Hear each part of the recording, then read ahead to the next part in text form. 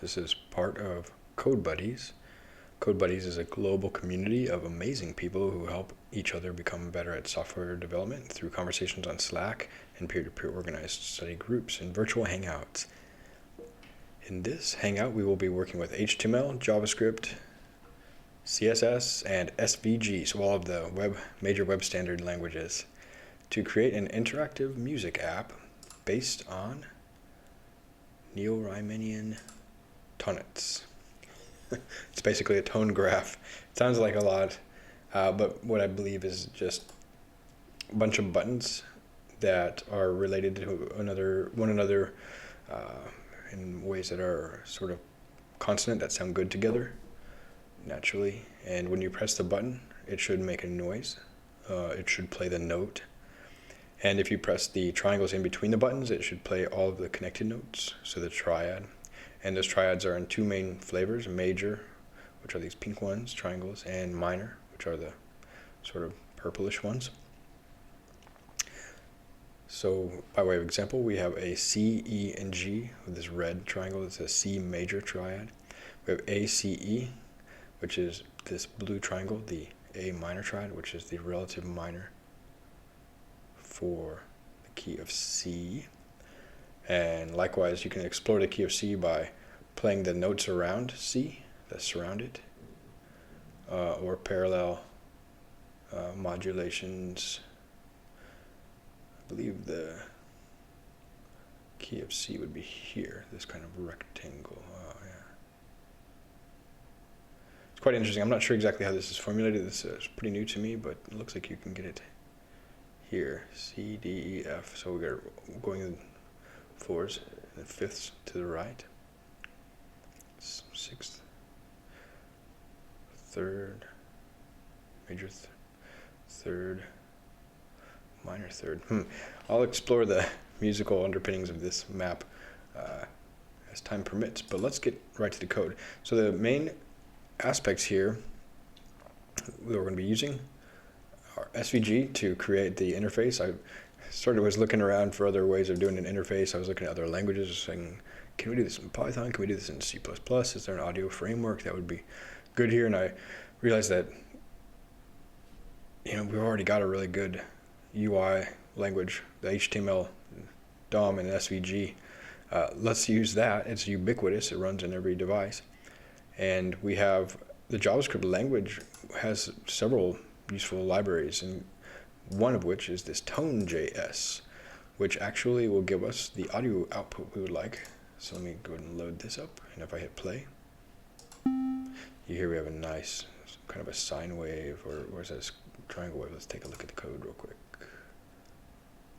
Tone synth to master didn't really say. It'll see, so we'll have to look at the underpinnings there as well.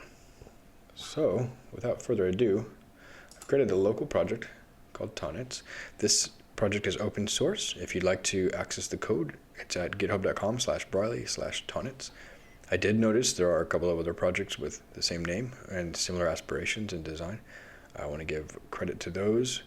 This will not be a reproduction of one of those. The main way that this project differs is the projects, at least I found, were oriented towards using the computer keyboard to play the notes and maybe a MIDI keyboard. This will be oriented towards using your finger to kind of play and swipe around the grid and see how it works. So a little bit more intuitive, I believe. You're directly manipulating, you're directly accessing the notes, and it works on mobile and things like that. And we might be able to build extra functionality on top of it. So before we get started, I'll have a quick save T.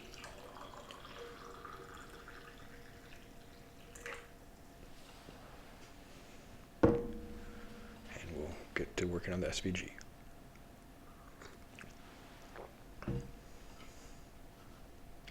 So I'll start locally. I'll just start with this maybe C major triad for right now. Yeah, that sounds good. So I'm gonna not focus too much on color tones, but that was, just as an aside, I'm thinking about incorporating this idea of musical color tonality to this project. But let's keep them all white. And how do I constrain this? So if I click that and I do this, I'll just start with a large CEG. So this will be the note C. Now I just realized there's D, there's G, there's A, there's E. There are duplicates. I don't know a lot of, again, the theory of why this is designed. It goes from sharps to flats. In this lattice, it should really just repeat. It wraps around on itself. Maybe that's what's happening here. FA, FA, but on a different row. Well,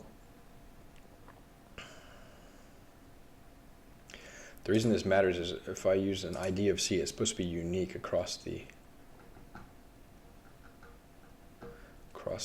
grid.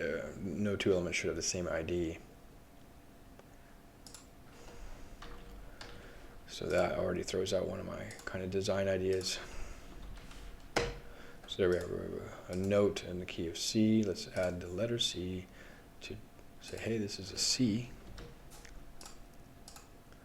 Actually, let's try to make this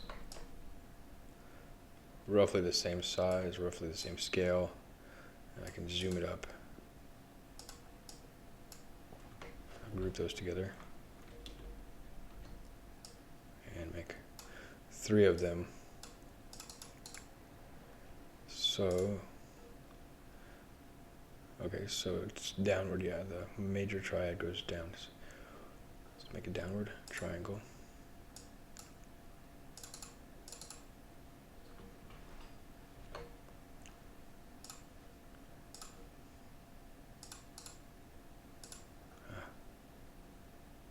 Text tool is T.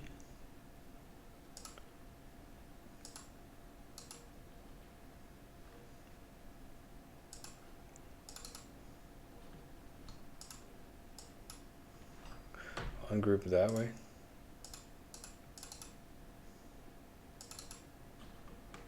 It's kind of tricky to get text tool active here. Not sure if it'll work. Or I'm doing something wrong. Ah, boy, already having troubles with SVG. I don't mind using Inkscape, but I just need to work this. Just place ungroup elements, so they're ungroup now, right? Now if I just use this text tool, I say I want to edit this. Bring to front, let's try, it doesn't matter, but. G, alright, that was a little bit tricky. So I'll ungroup these so much with the G key. I select that, I select the text tool, select that. Text tool with it selected, double click it. Oh my gosh. This is really awkward.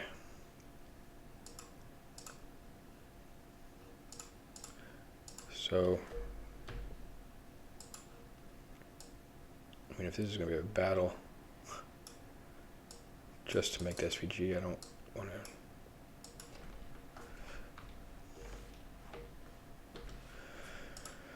Goodness, I made it. All right, so now I can select these two together. There should be a lasso select here. Group them, move them.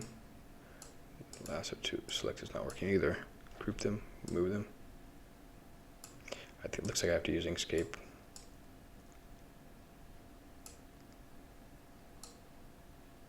Another thing that I'm missing is guides. All right.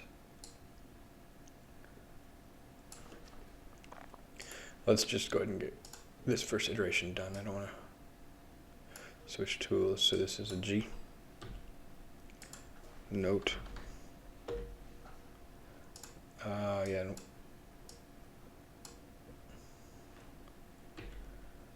Another thing I need to do is make sure I'm only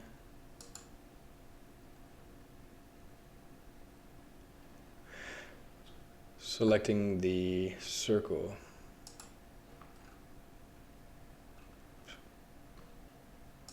Okay, and that's another thing. Zooming in on the canvas is zooming my whole browser. Okay. Get used to it. Is there a zoom? Here we go.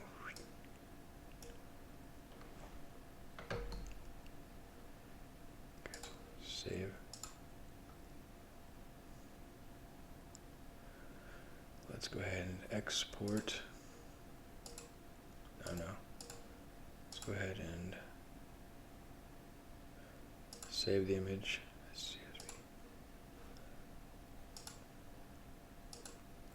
I don't like how browsers download everything to downloads by default.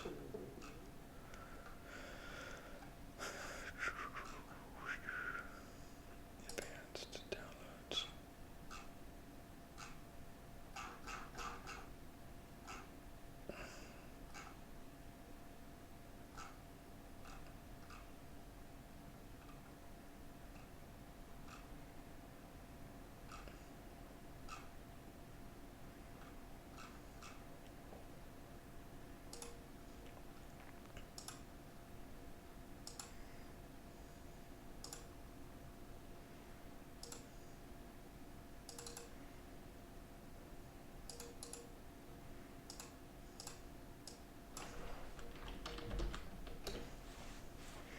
Okay, now we have a new project here. It's pretty straightforward. Circle note. What we just want to make sure is each node has an ID. Circle. Instead of the group. I don't want the group to have the ID. I want the circle to have it. The reason for that is I believe the group is rectangular, and I want to put an event listener on here. And if I have a rectangular event listener, people will,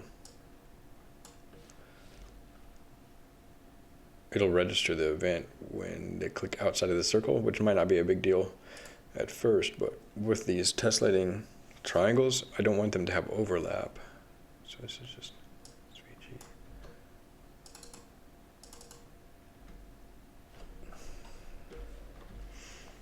And this would be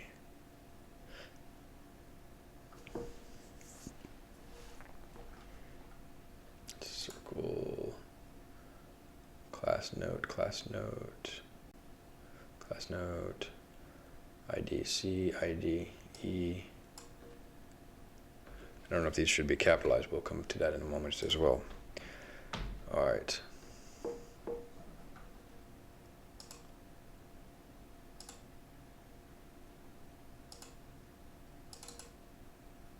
So re-import it. I made the changes remotely, so. I do like that the SVG generated by this is very clean. Oh boy.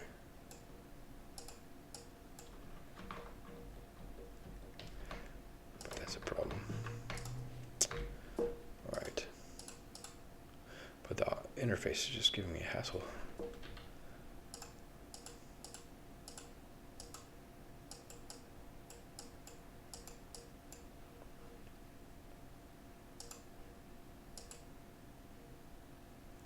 C, G, E.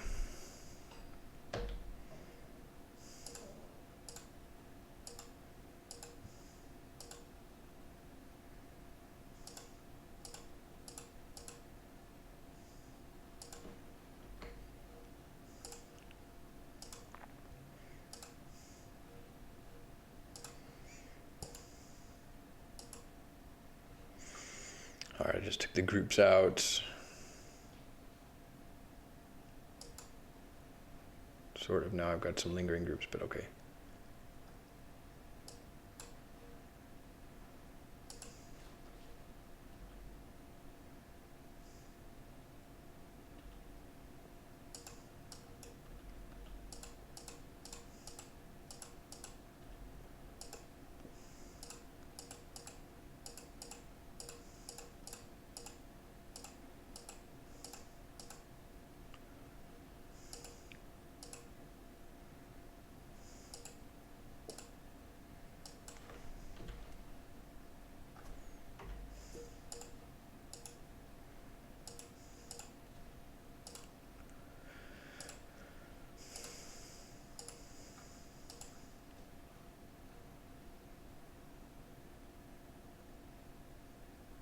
Cool. All right, we're doing pretty good. Let's go ahead and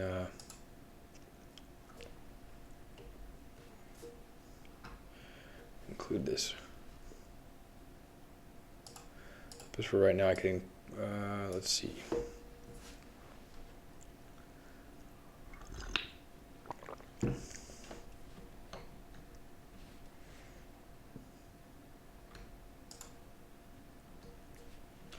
Can include the raw SVG here. So I've got this program running,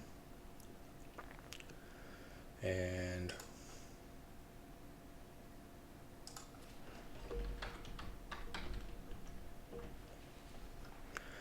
let's go ahead and import our Tone.js library.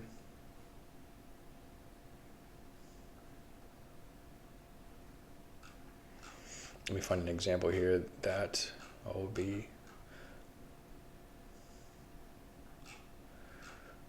borrowing from. Something where I can select I get a query selector, add event listener, trigger attack, trigger release, basically.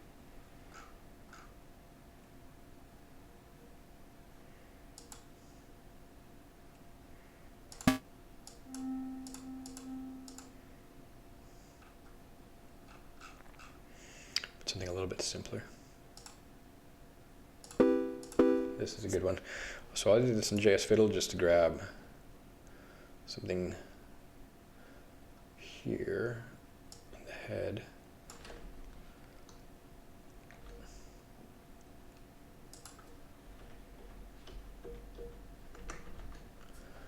And I don't need the UI elements. I'll go ahead and leave them in there in case there's something useful in there. What we're looking for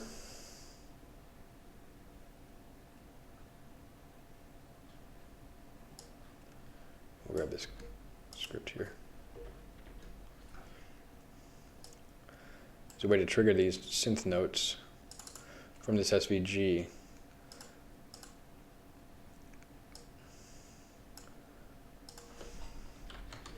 I worked through this a little bit earlier. So these event listeners take an event. Let's go ahead and just take a look at the event target, actually.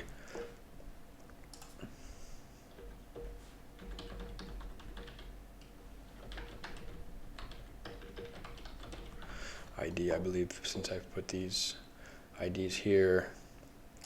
What we'll do is we'll use this polysynth, which is a poly means multiple, and a polysynth means you can have multiple nodes playing at the same time. Up to 4, I believe, is how this API works.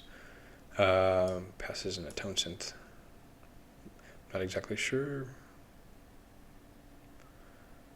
And 2 masters, so I don't know, would this work? I guess these are globally imported now, so I should have access to the tone synth. So when they press a note, because we don't have a chord, we're not playing chords yet. So I'll just bring that event listener over there and hop over to our browser, bring up the JavaScript console. There we got Tone.js active, cool. And we've got event clickers, listener, at least on the C. All right, all right.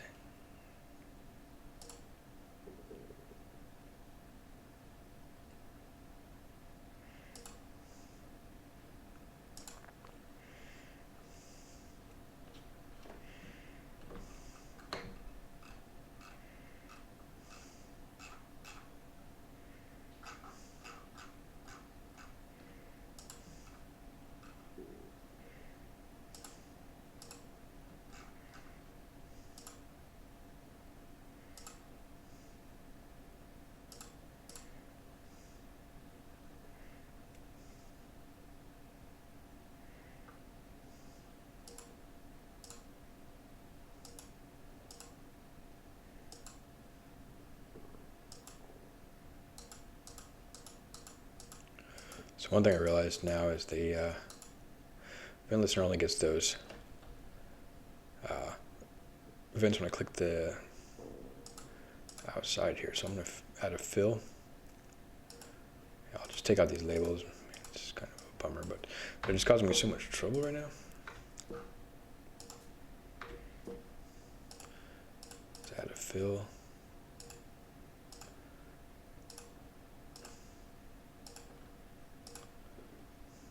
C. E, G, E.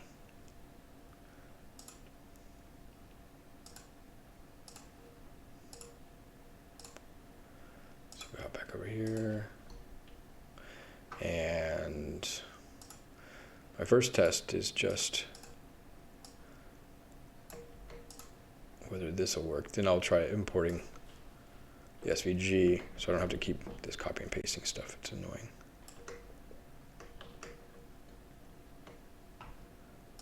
See? Okay, so that's not working. Bummer. Just by way of example,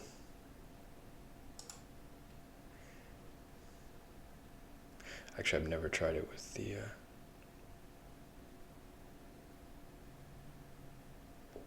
multiple buttons, now that I think about it.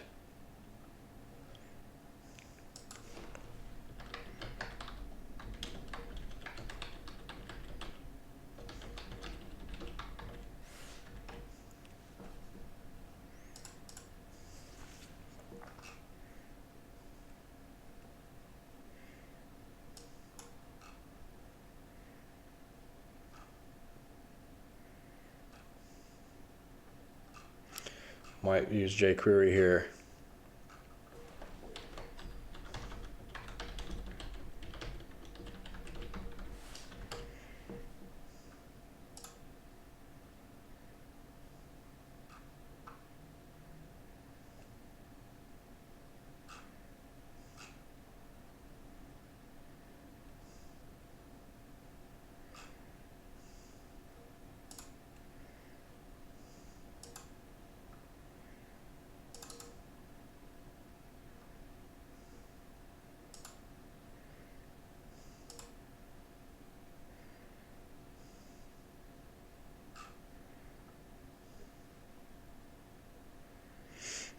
Or this works.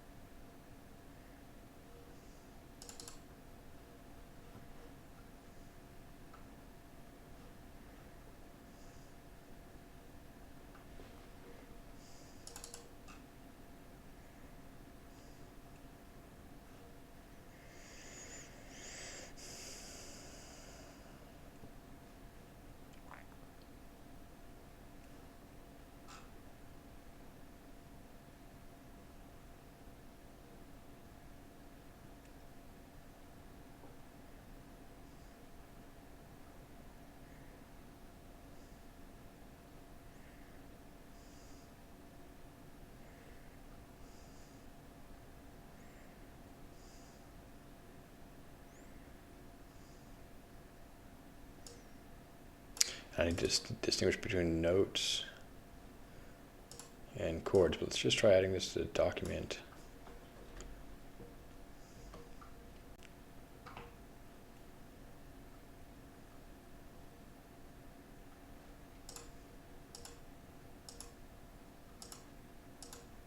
So that works, yeah, so.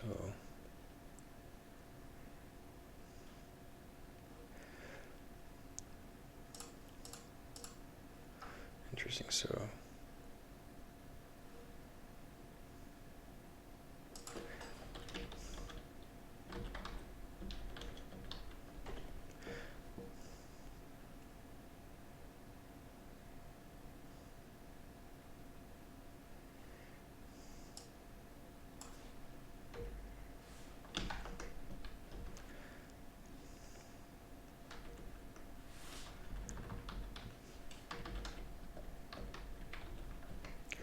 Let's see if this will actually, no, it doesn't give me the raw SVG. I was concerned about that. I thought that would be the case. So how do I,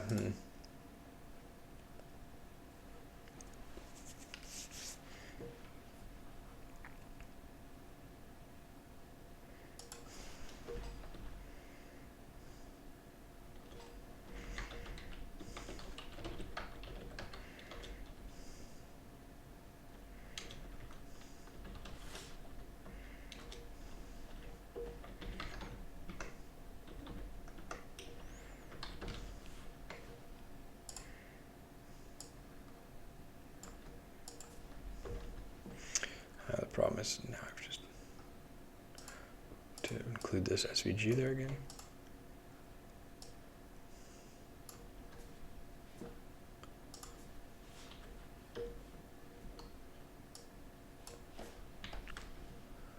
So how do we format this document? Control Alt.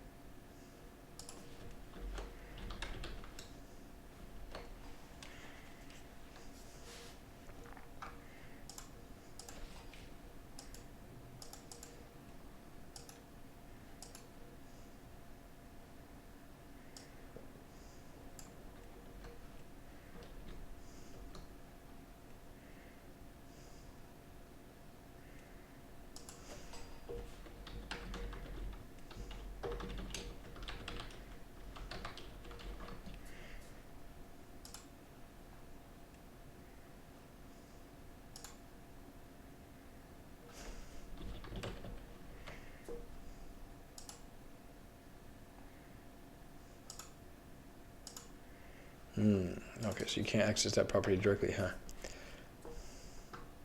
Unfortunately. But you can access the ID. This is strange.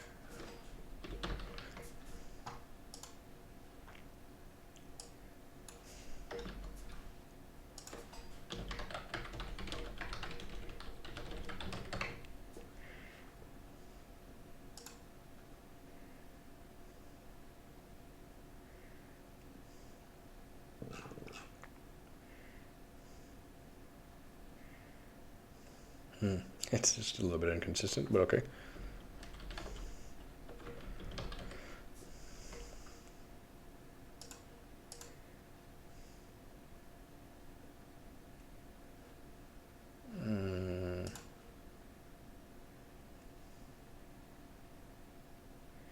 It's a bit jQuery thing.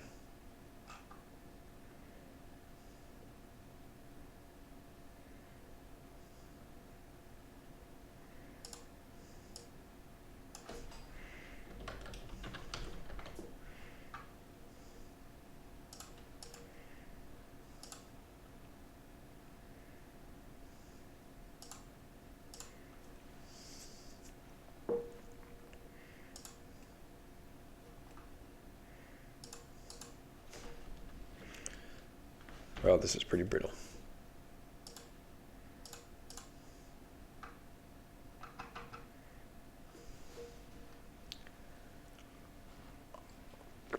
Okay, so let's go back to the drawing board. I'm going to just, event bubbling worked, but then I'm having troubles checking whether it's a note basically in a clean way.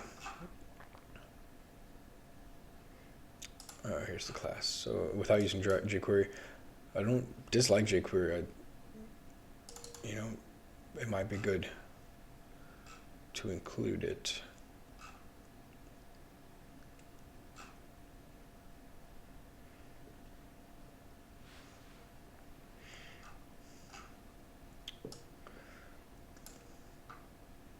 Just not sure how well maintained it is anymore, since everybody's sort of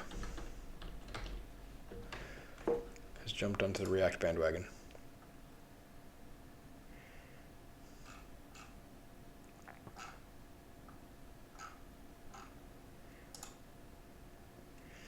So let's try it without it, and we will just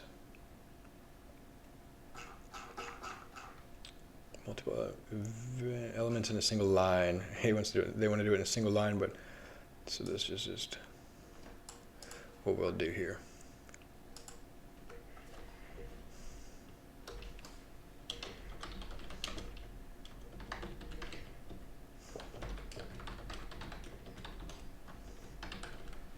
So we got all the notes.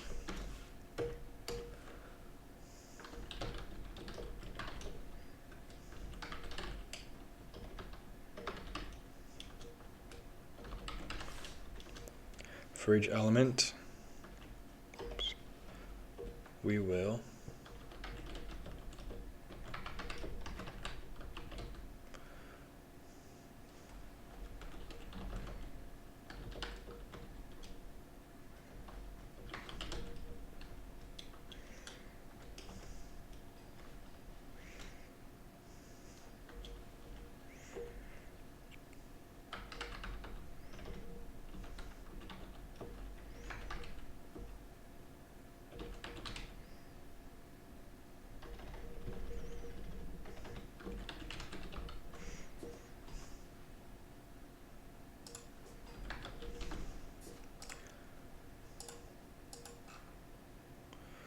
we'll come back to this polysynth thing.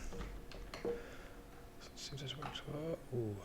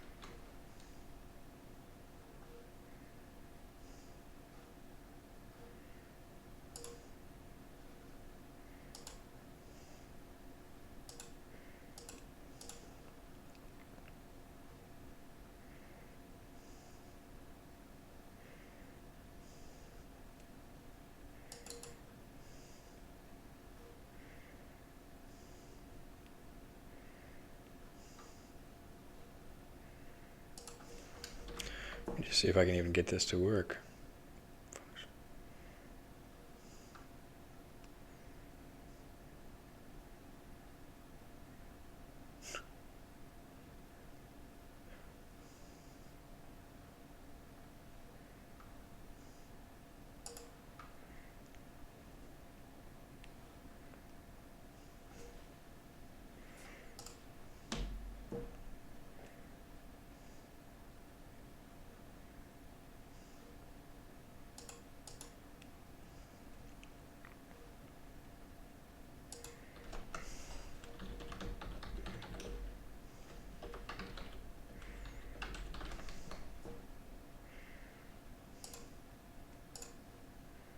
Okay, so it doesn't have any items in there. All right, so there's the first thing.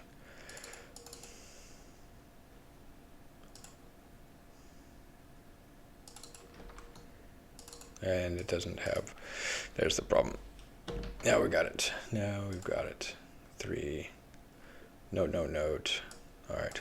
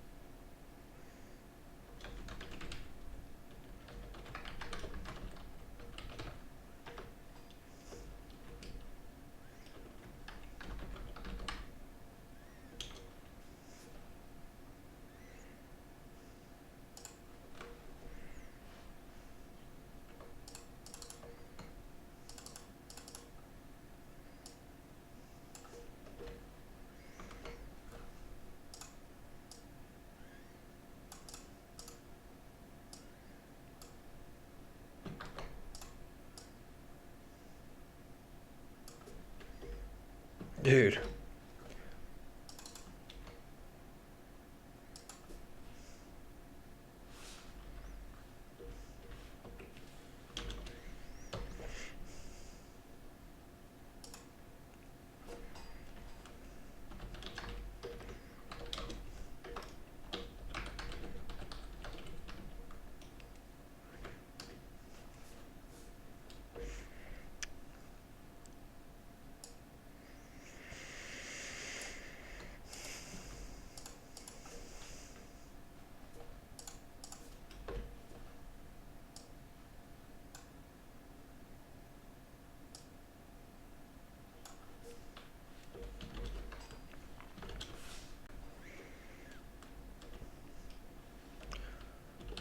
So we're just going to get the note, and then they want an octave 4.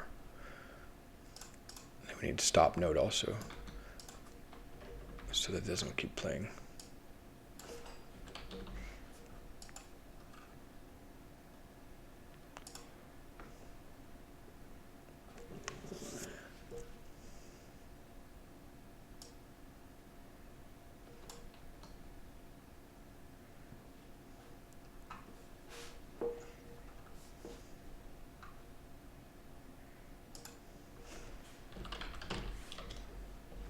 Doesn't matter if I use ES6 or not.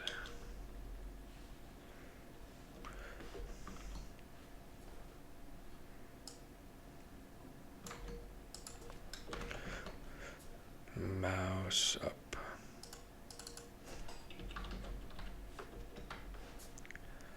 This will be stop note. All right, add event listener. So for each of these events, these elements, added mouse up and mouse down, trigger, release.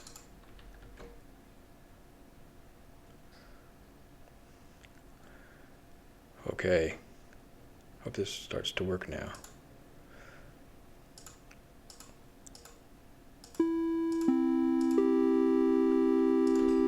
Yes, but it didn't release it.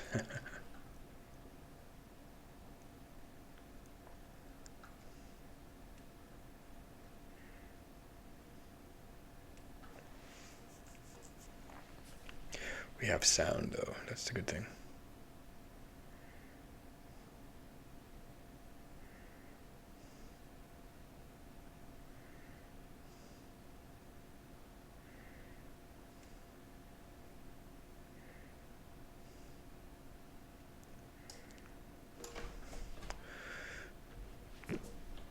I don't think this matters where I define these functions, because they basically get hoisted.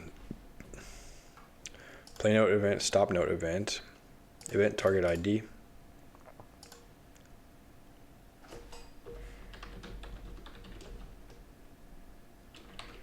Let's do that. Let's just make sure we've got a note here.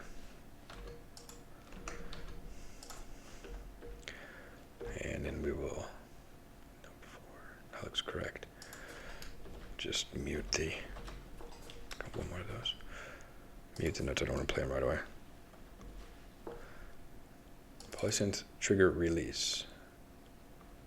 Looks correct. I don't know if it has to be passed in as a list. I don't suspect it does. Just needs to be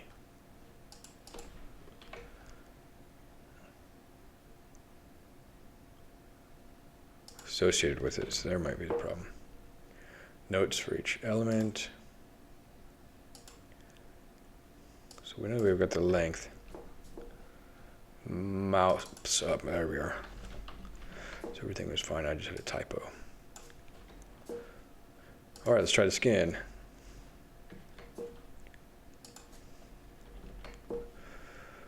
So I'll clean this up. So here's what we've done. We get a list of all the notes on the page and the tonets, and we instantiate a polysynth. It plays a simple tone. Then we look at each note and attach the mouse down and mouse up events, which I should believe would be also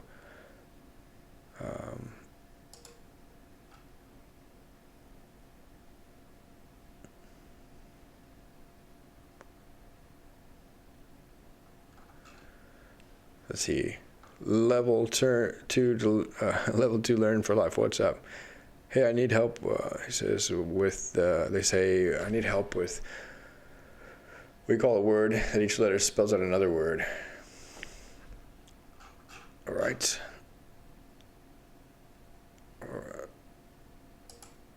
Yeah, I think it's a level 2 learn for life. LV2. All right, so a word that each letter spells another word or to a sentence or complete thought. An acronym?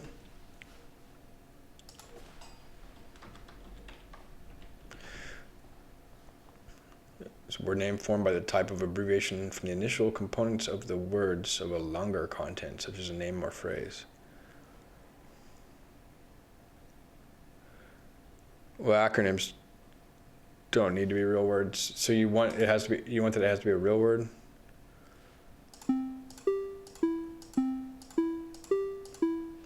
We've got music. Nice. So I don't know one that has to be a real word.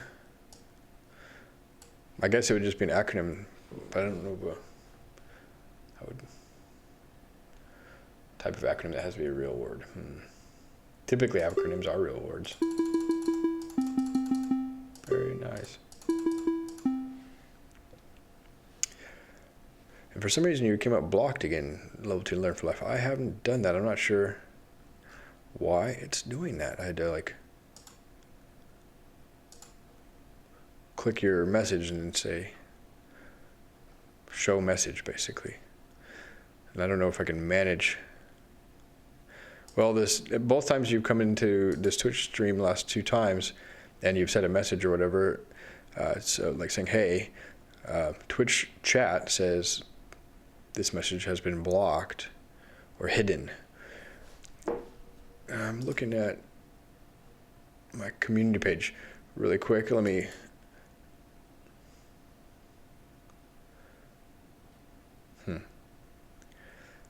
see if there's a way to manage, see if there's a block list or something. Chat rules. Banned chatters. There's nobody banned. Blocked terms and phrases. Permitted terms and phrases. Blocked hyperlinks. I don't have anything of like people who are a list of people. I don't think this is my stream. Something weird. All right, so let me go back to my stream manager dashboard thing. So level 2, why you need this this sort of idea? Are you trying to? Is there a quiz or something you're trying to answer a question for, or is there like? What are you thinking? By the way, have you ever have you ever worked with SVG and HTML?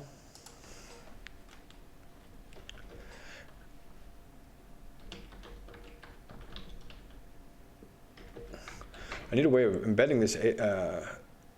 So I'd like to have an SVG in its own file, but render it into the HTML so that it fully comes into the DOM. And so I tried it with this image source, but then I didn't have access to any of the DOM events.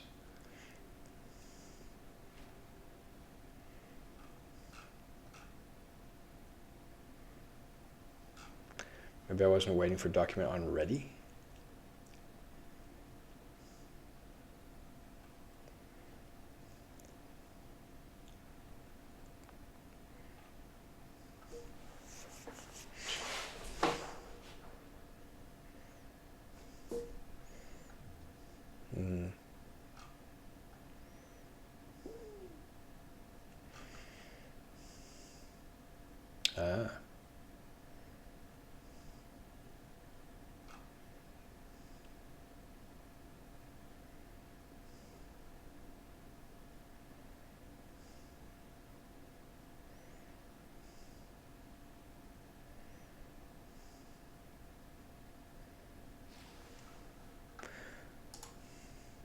Yeah, here it is, level 2 Learn for Life. It says, user hidden, message hidden from blocked user. Let's see, Twitch. I don't have any blocked users. How do I unblock people on Twitch? You can see the whole of your ignore list.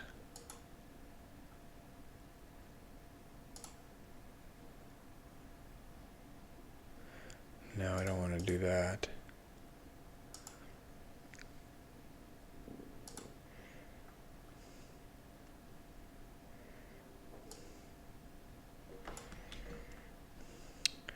Let's see.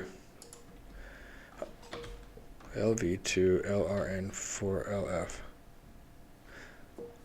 All right. Okay, so yeah, I'm just having trouble reading your message. Now I've got it. So yeah, I'm working with the SVG graphic here, and essentially I need to include it in some HTML body so that I can attach event listeners to these SVG elements. If I include it just with regular image tag, then I can't attach event listeners to it, to the individual SVG elements. I think if I go to iframe route, it's going to be sort of not very elegant. I don't want to hard code the dimensions. So it looks like I'm just stuck having to copy and paste this. Oh well.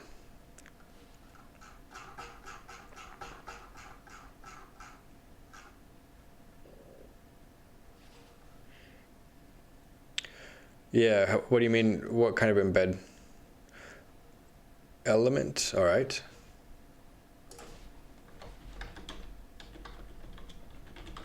Like this.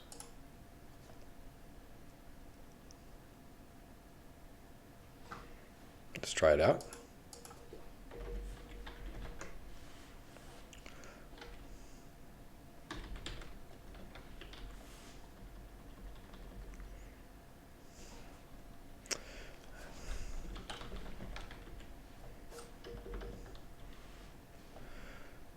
I'll copy these. Control-C.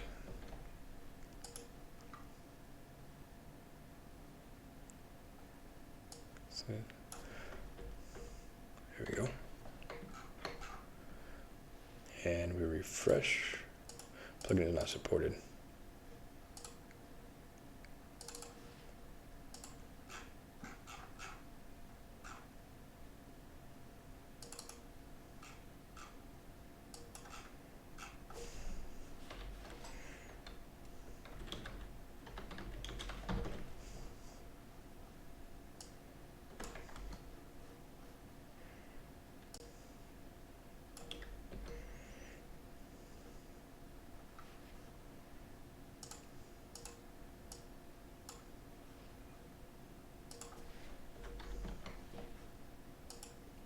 Cool. Yeah, we got the embed working. That's a good one. Oops. So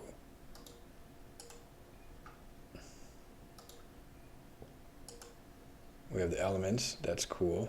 That looks like it's shadowed a little bit.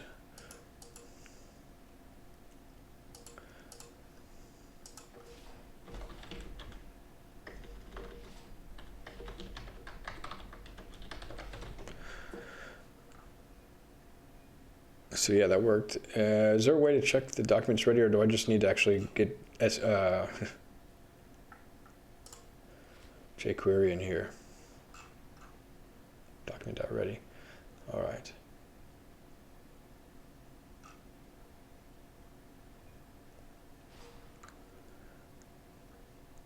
Add event listener on load, or jQuery. All right. Doing it. I'm getting jQuery. That's all right. That's all right. How do I do? Where's their CDN?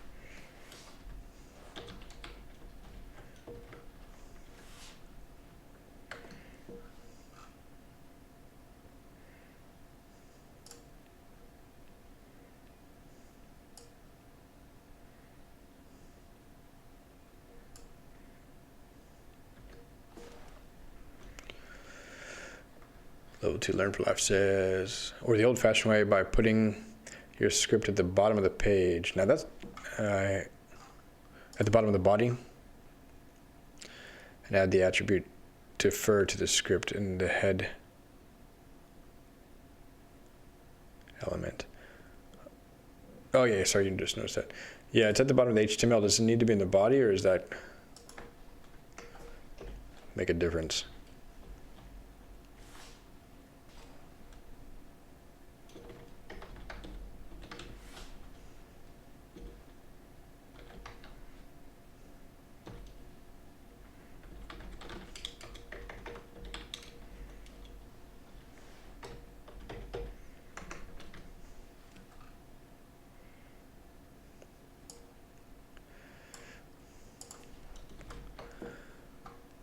Yeah, in the body. Okay, so yip-a-doodles. I'll do that. So this should be indented to make it easier to read. This as well. I'll put the script down there. Oh man.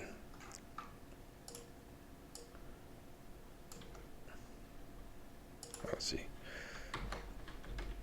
Control-Shift-I to format the document. So when I format the document, it's actually moving those back. Oh, I won't fight that. Yeah, I've been self-taught too, and I don't have a good working memory for this type of stuff, so.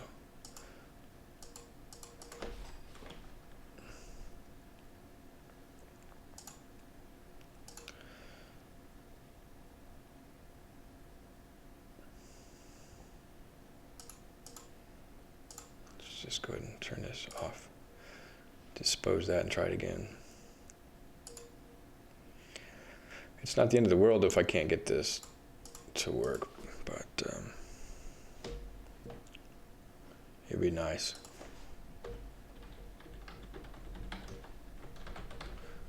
Just make sure this is working. That's working. You're messing with the scalability. That's why you're not using ping. I want the event. I want the event listeners.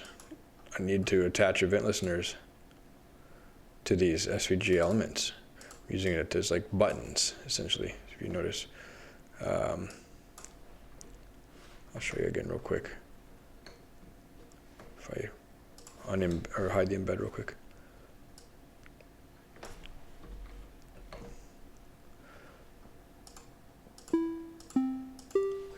See those circles are playing notes, and I want to take and make this Neo-Riemannian tonnets lattice. I mean, wait, I've done this before. It should be possible with just regular SVG. Yeah, do I have to? The only way I've been able to figure it out, the way I started was just, pasting this SVG or writing this SVG directly in the body. But if I can do the embed approach, then that would allow me to keep the SVG under revision control separately.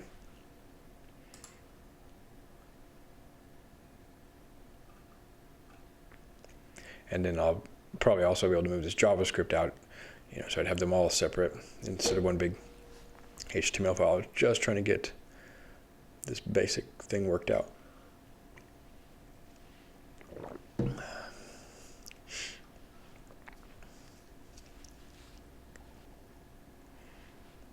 Yeah, I'm hoping, because I do have it in another file. I'm working on an SVG editor, and I keep having to sort of save the file, then it saves it here, then I have to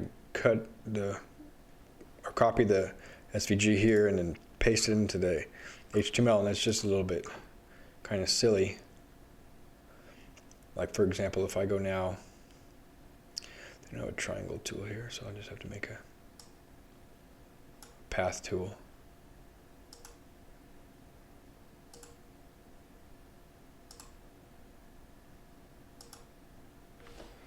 And if I call that path,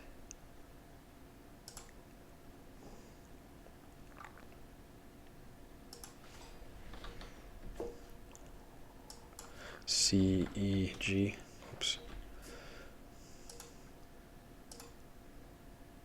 CEG, right? It's a major triad. And now if I save it, this looks really bad. Let me just send it back.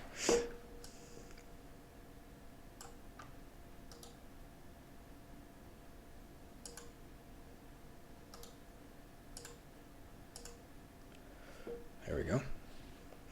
Now if I save it as tonnets, overriding that one, then now my SVG here has a chord. So now I have to copy it. Yeah, I'm working on this project from scratch. It's a new idea.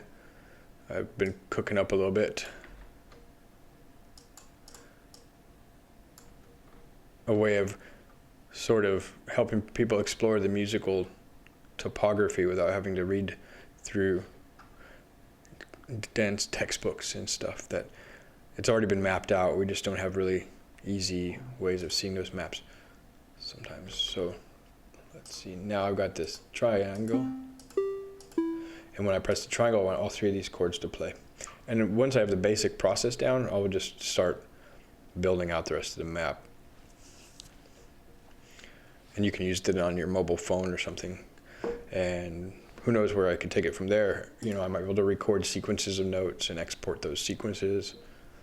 I just want to get the basics down so I can explore.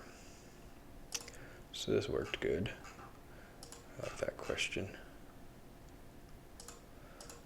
And so I'm using this tone.js.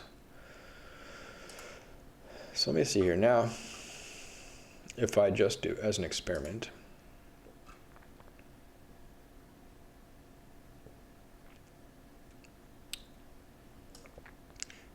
so I know the ready is working. I'll just leave the ready alone for a minute.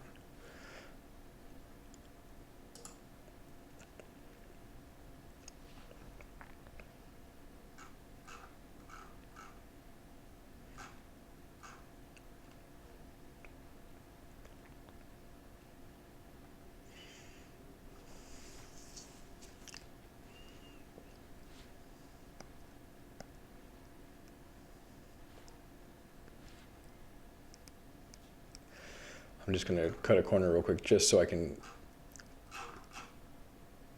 test. Where is that?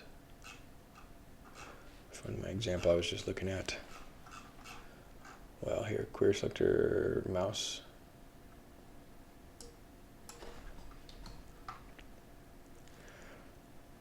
So yeah, I'm just going to make this list of notes, or an array, I guess you call it in JavaScript.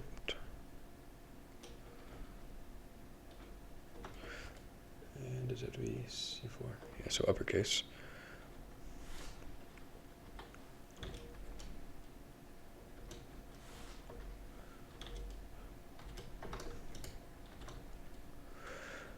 Level 2 Learn for Live says, so you have an editor and it saves the SVG and you want the SVG to appear in the DOM automatically from a file.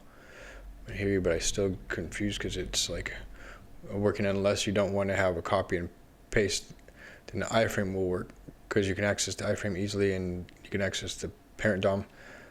Okay, so with the iframe though, do you have to, I want a responsive iframe then.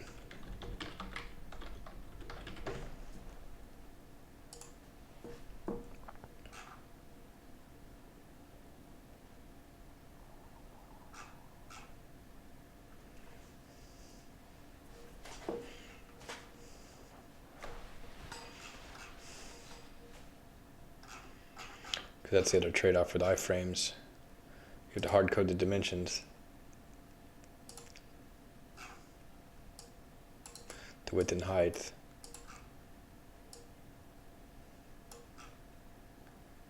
But this might work.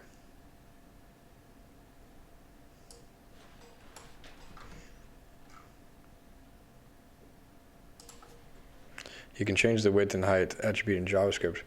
All right. Well, also, just what it's worth, not to be too sort of argumentative or whatever, but I don't like doing very much imperative code, so I'm kind of hoping that it'll just work without much like JavaScript figuring out the screen width and screen height and then changing that. But I can do that. I can resort to that.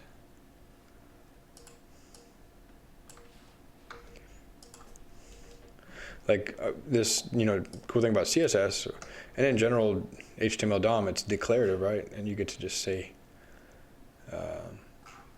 put an iframe here.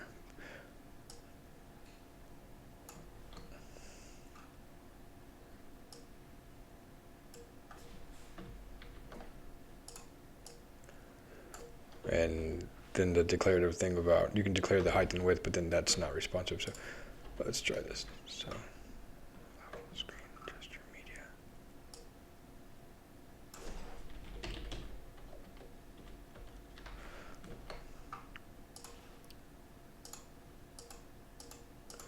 Okay, when I do this though, the iframe gesture media is not supported.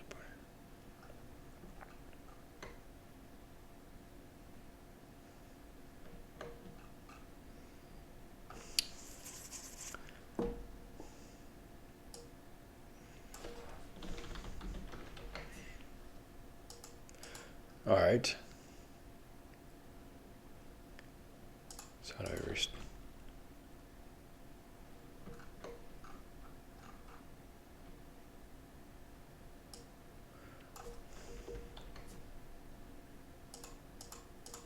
Okay, so now how do I reach into the iframe to attach a listener here? And how do I reach past this document border? Maybe that's the case with the embed and the iframe.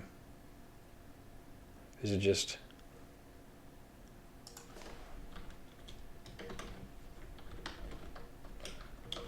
Tonnets.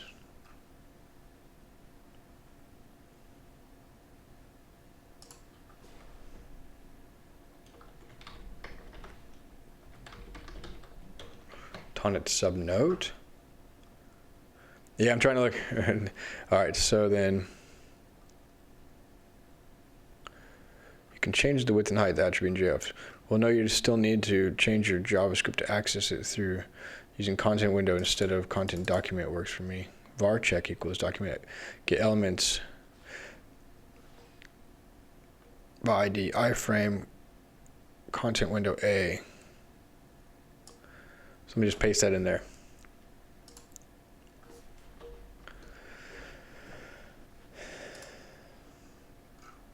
So iframe ID is tonnets.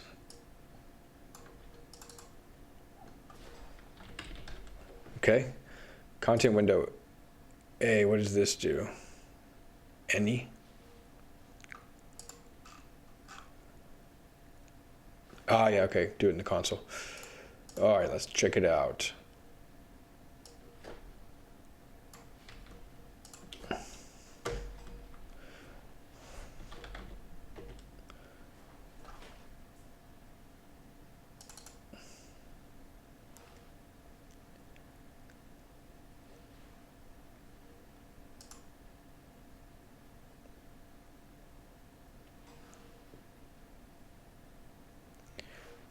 Okay, I see.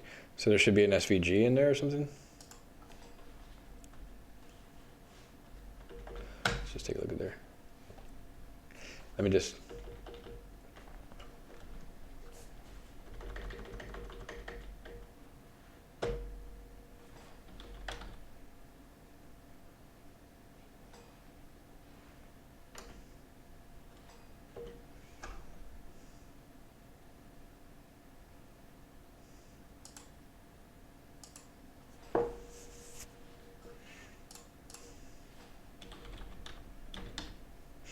Constructor,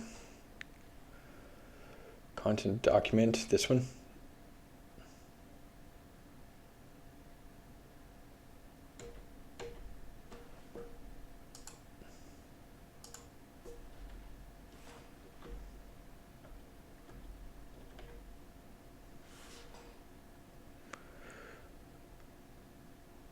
All right. Dot all. Oof. Not quite.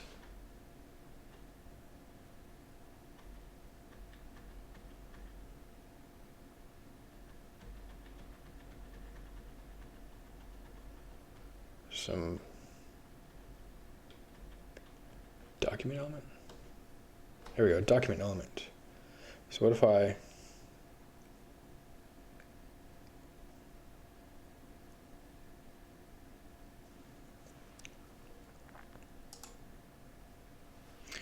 am I trying to do?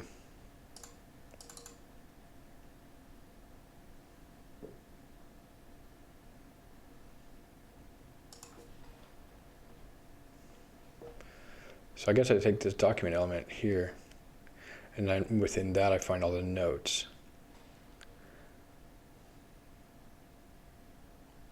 Yeah, I think it's this then. If I look for this, let me go all the way back. Boy, this is.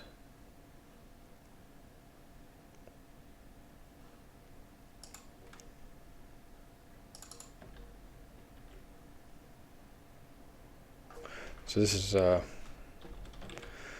iframe.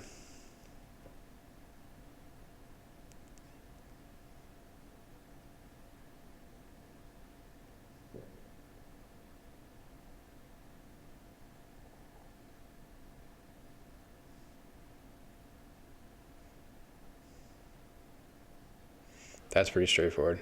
So yeah, that's this, and then I just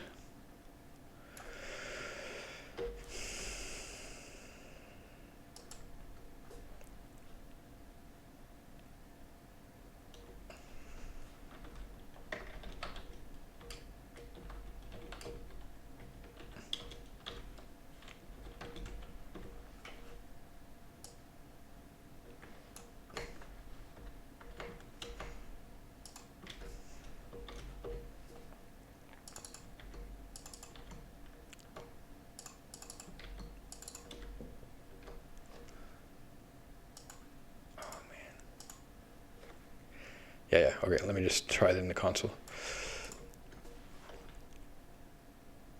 So to access, I can use the window or the document. I don't mind using the window, but I think the document should also work, as you're saying. All right. What line should I add a debugger? Just in general. Step through it.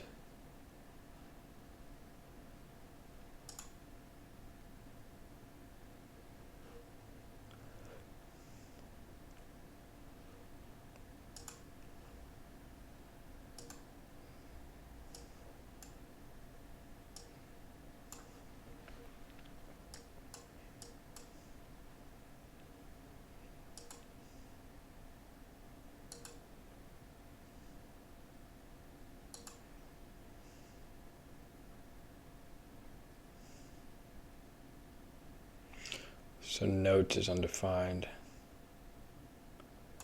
What if I step over that now? Yeah, we got notes now. Circle, circle, circle. That seems to be working.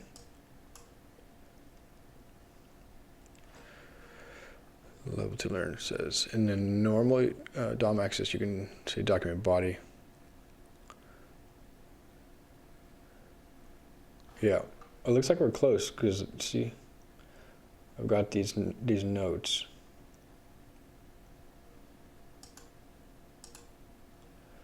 So for each, oh, it's working. Cool. Yay! Nice. You rock. Thank you, Level 2 Learn, for life. I wonder if this would work with an embed, or would I just be testing my luck?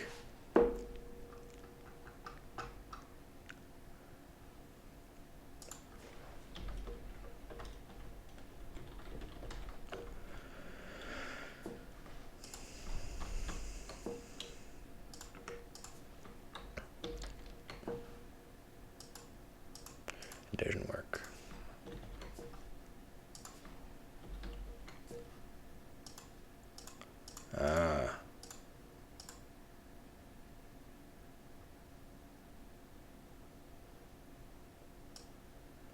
Now it seems it doesn't work.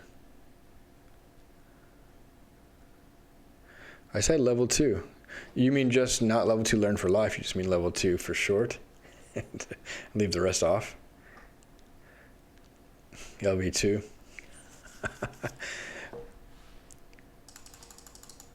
Oh man, come on. Why is this not working? I can't recruit a draw of null.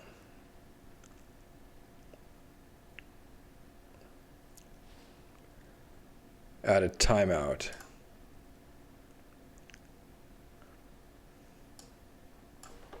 So the debugger there.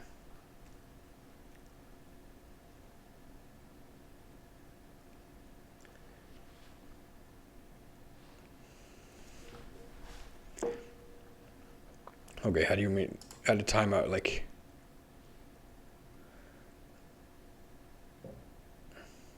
all right, JavaScript wait.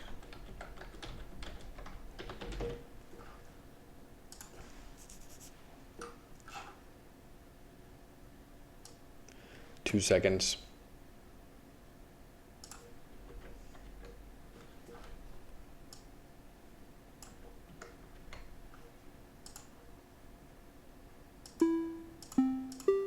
Yes. Is it on ready? No? Ready? Then what about,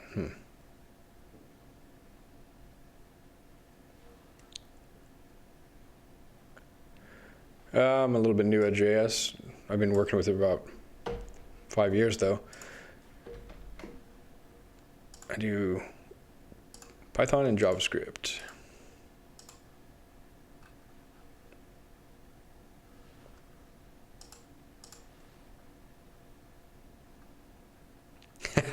Well, new, I'm always new.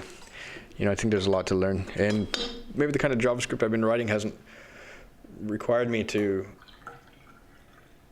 think about timers much. I've been writing reactive JavaScript, and with, you know, document lifecycle hooks and stuff like that, so maybe a higher level of abstraction. I don't do Node.js. I don't write Node. Pretty much my main experience with JavaScript is Meteor. So in a way that's kind of helped me be able to prototype things and work fast, but kept me from learning some of the lower level details. And recently I've been working with Python a lot. Like, this is written in Node.js, but I haven't had to really think of at that level to do most things.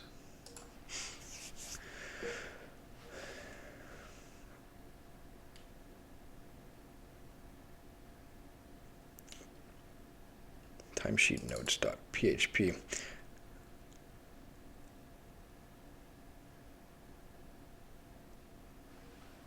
So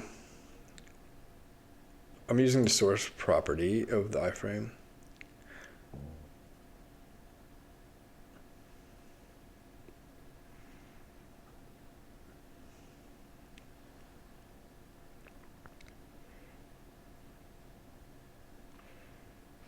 Okay, so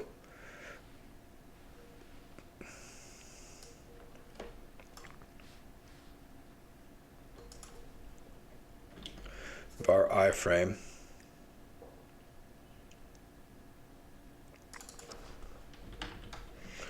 let's call it tonnets. Add event listener load.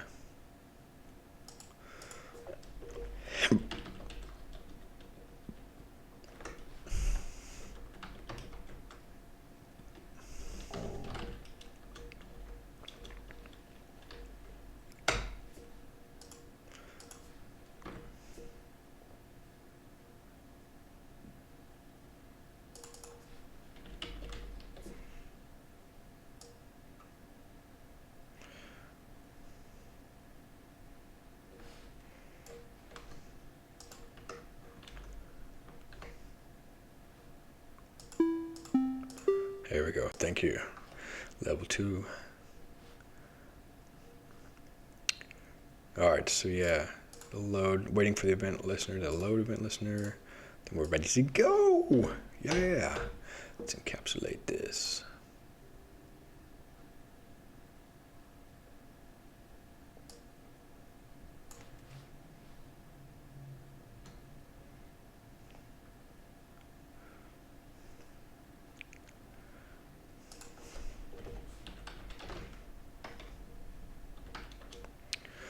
Let's see.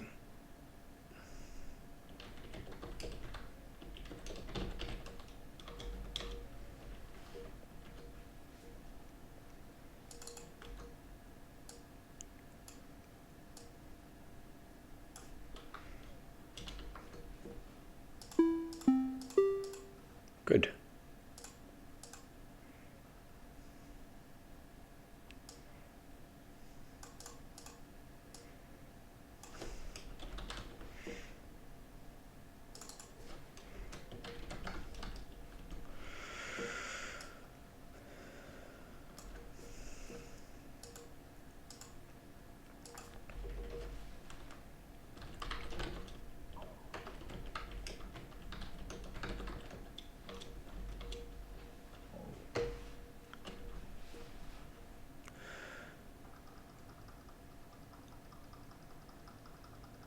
I wish I would work on making Inkscape better, but I guess your project doesn't involve just SVG, since one can use Python to alter Inkscape SVG, and DOM might even make Inkscape. You use Inkscape to generate a sprite sheet with coordinates. Yeah, I remember you had mentioned that. That's a pretty cool idea.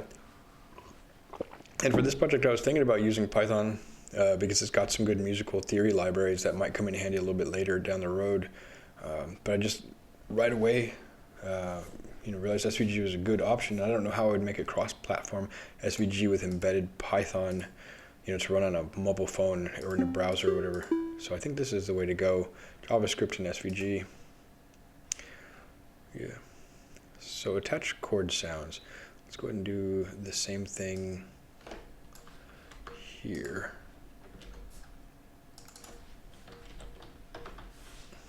Oh, come on.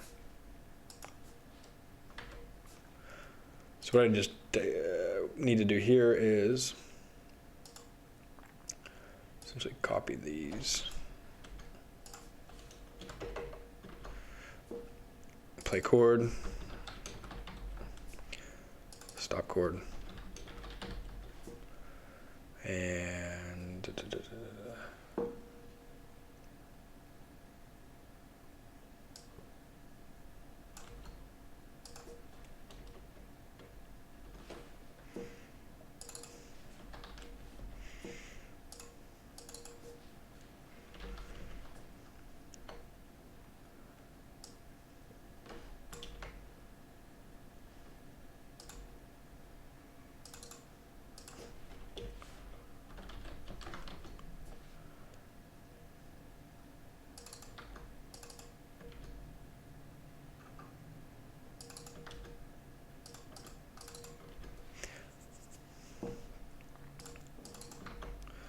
And instead of a single note, just this chord.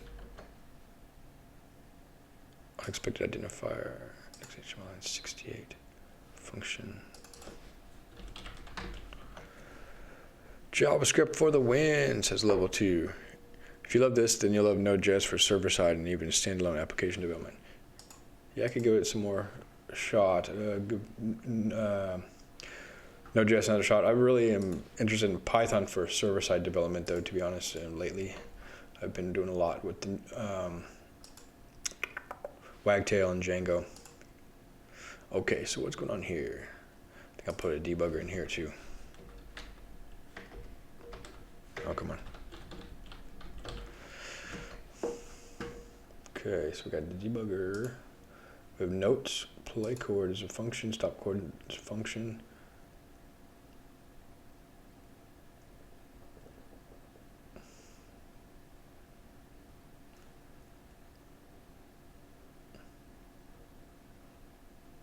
Got the iframe.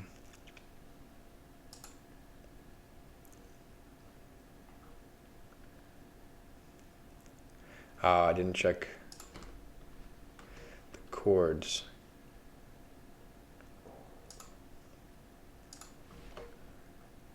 There's an error. Console. Audio context is not allowed to start. Let me just double check. Error gone now, just a warning. So those are working. Uncaught reference error, iframe SVG is not defined. Because I called it tonnets.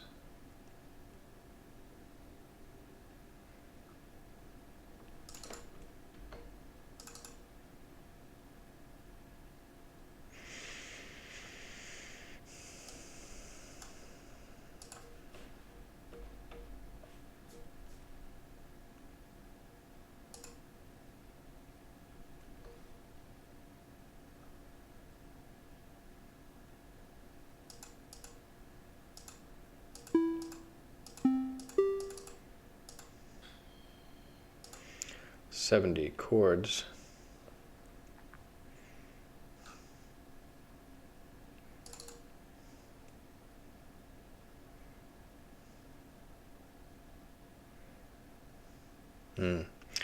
Right. Just a copy and paste error.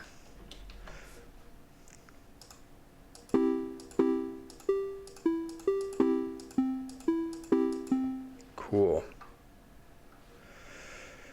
Oh man, this is pretty good. It worked out decently. And I think I have a pattern to repeat now. I'll have to figure out the next steps here to make this look nice. I'd like it to resemble this diagram. And I've got some things to work out.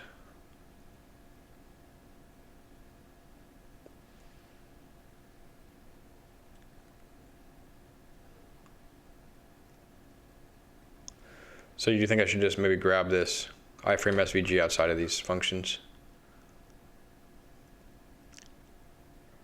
Tonnets.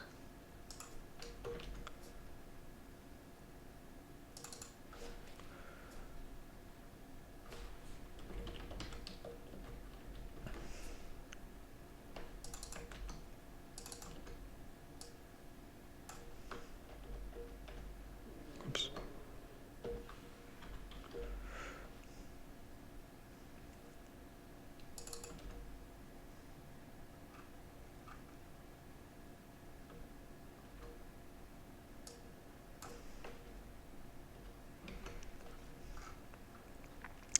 One more thing I'll do while I'm here.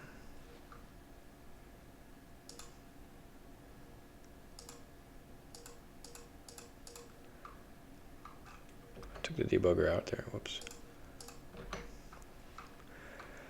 Yes, as long as it's in the onReady load event function. So yeah, let me double check that.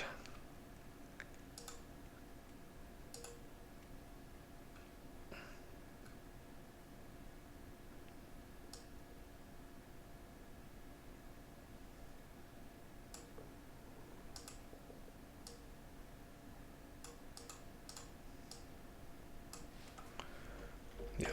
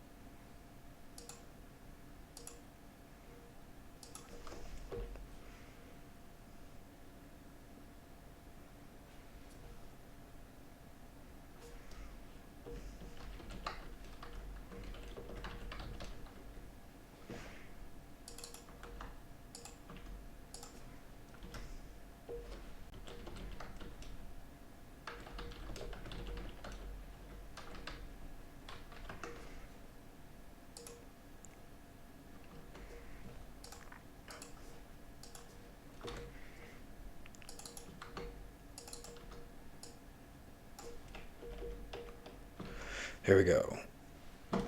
Okay.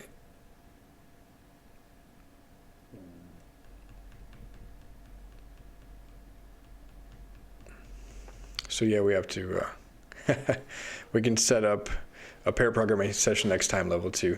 I was actually looking at that. There's a plugin for this Visual Studio Code that lets you pair program. So we can try that out.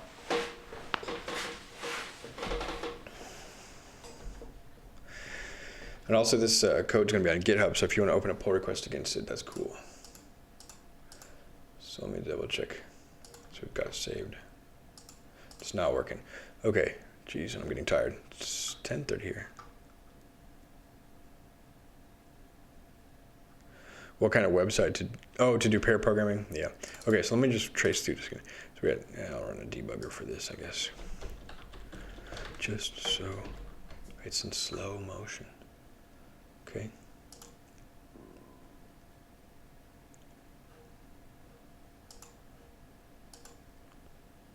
Oh man.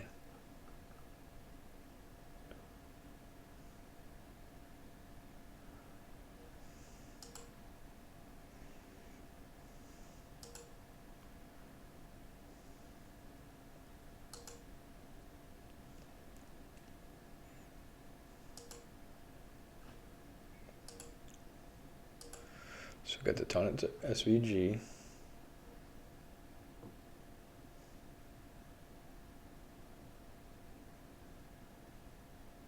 So do I have to pass this Tonnet SVG into the function, or is it just that it's in the right context?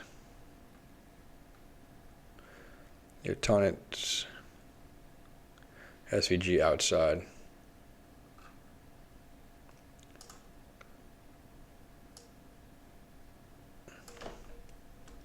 Right here.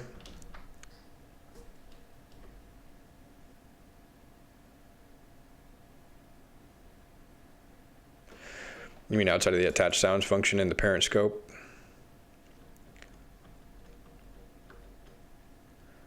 Just the var.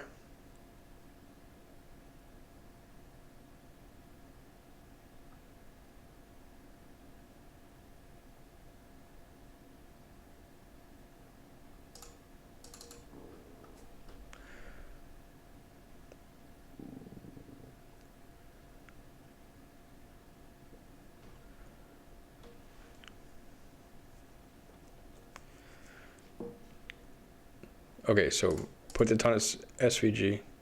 Yeah, I can't quite understand.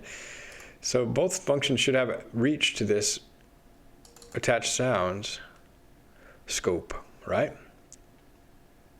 And when I invoke the attached note sounds, it should have access to the parent scope. So what? But then it's an undefined.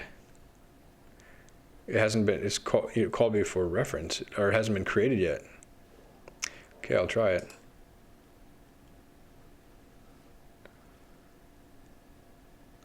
So here.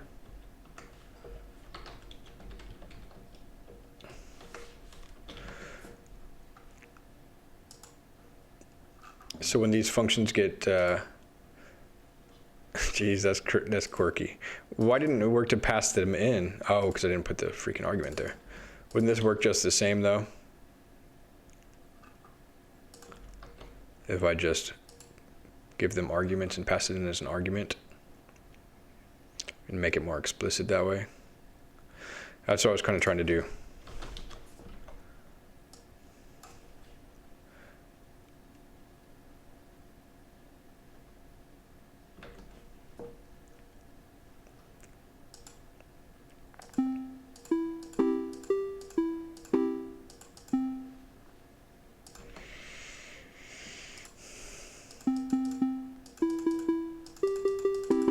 Okay, this is cool. Thanks, level 2.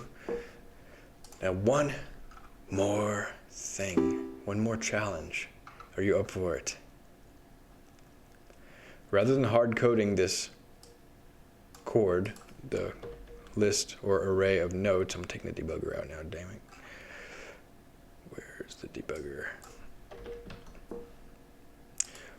I would like to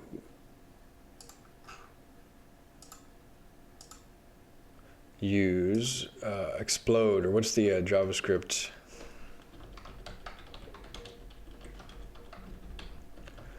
implode, explode, split, of course. No, string split, but list. Array splits.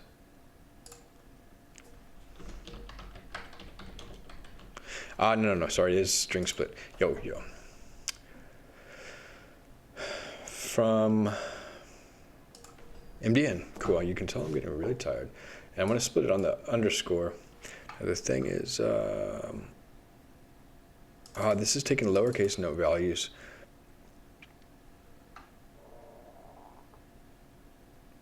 No, I don't want to regex. No, if I can avoid it, dude. Crazy. All I need to do is split this chord here. Yes.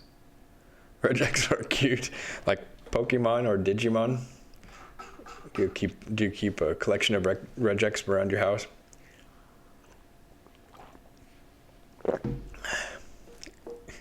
Okay, cool.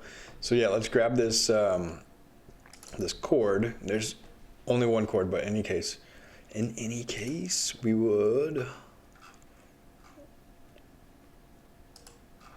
attach note sounds. We can collapse that. It's getting a little bit busy around here.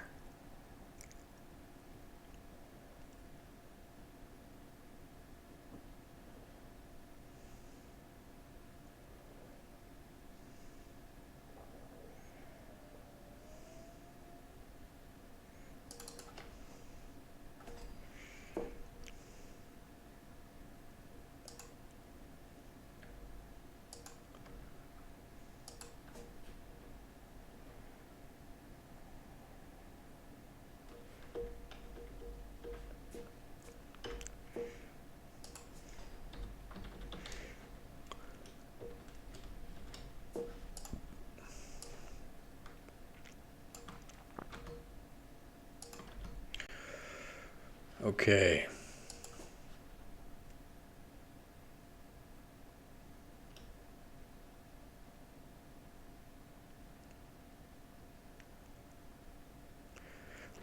If you can think of an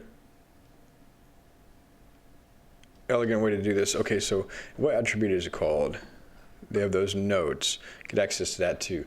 So the notes in this chord, all the chords are triangles, and they have the class chord. There will be many triangles, and they have an ID. Each will have a unique ID, because I believe, at least at first, where did it go?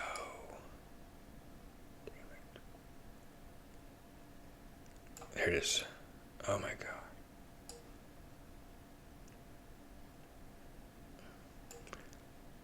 Right there. The ID should be the notes in the chord. Now, I have to prepare myself for there to be duplication. CEG might have another expression. So FDA, you can see FDA is there twice. So I don't know if ID is the right way to do this.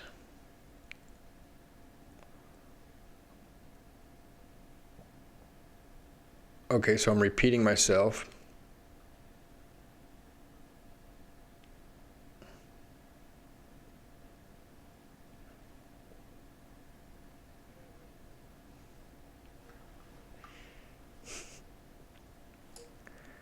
Yeah, I'm not trying to make this code super elegant right off the bat. I'll slow down a little bit and find optimizations for it. But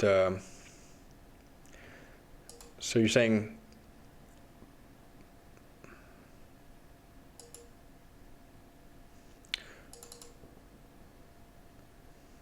so play chord.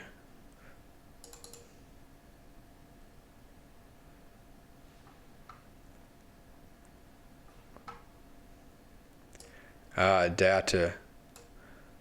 That's a good idea. You know, with Inkscape, is it possible to use the data attribute?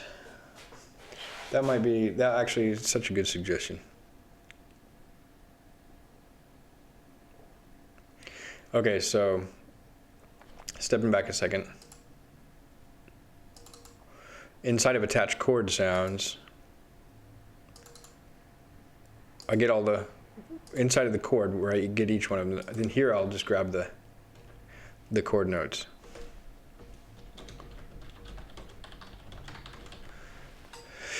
And then I will add the event listener, and I'll say play chord, and then what do you just put a comma?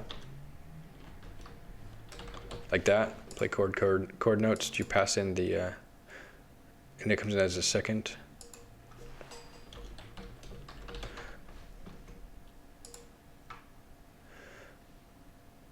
Let me just double check the docs. Okay, well,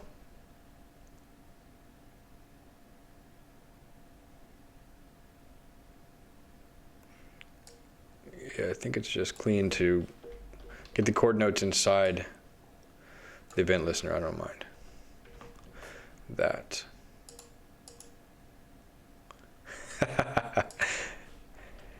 I can, man, there's a Twitch plugin for Visual Studio Code I can enable next time, but yeah, I'm not gonna have time to fiddle with Twitch plugins right now or live coding plugins at the moment. Put it in the paste bin. All right. You want the whole HTML?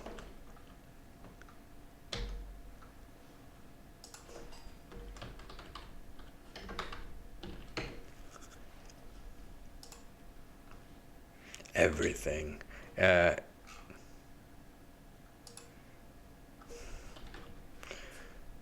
Nice. Create new paste. All right, let's see if I can figure out how to do the data in Inkscape.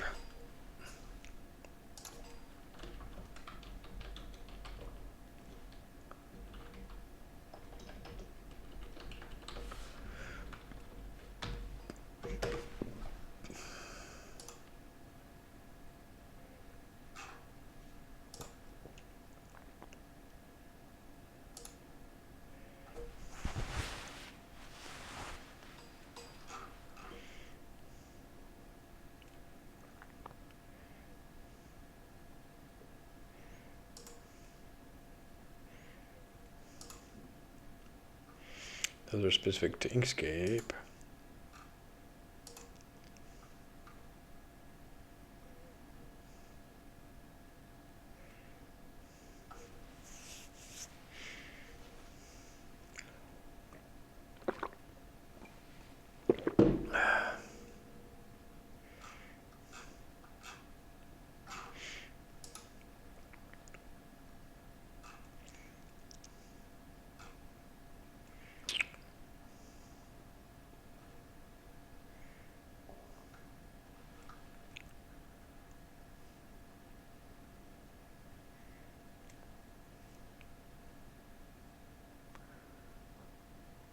It expired.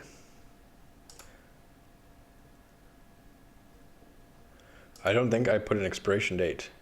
It says expiration never, exposure public. I think I just didn't do the CAPTCHA. CAPTCHA's getting cut off. All right. Try that one. Let me load up Inkscape real quick and see if I can figure out how to attach a data attribute.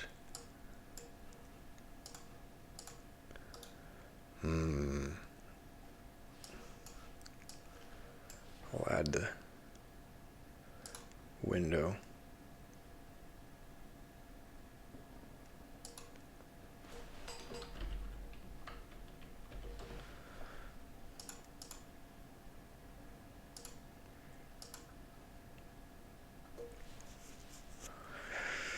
All right. Lovely, lovely Inkscape.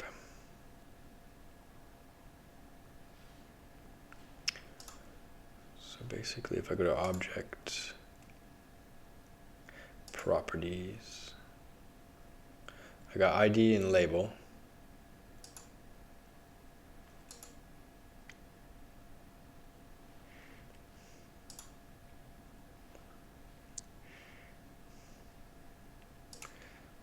symbols.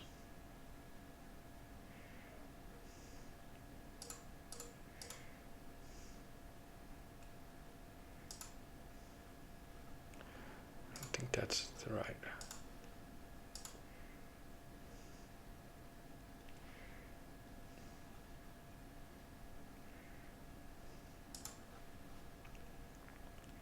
So we got objects here. Make that a little bit bigger. Visibility, blend mode. Look for the XML editor in Inkscape.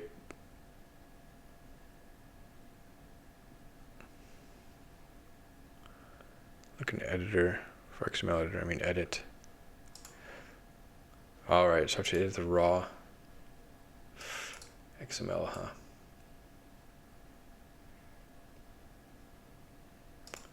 Alright, as long as it like shows me what object I'm working with, then I can deal.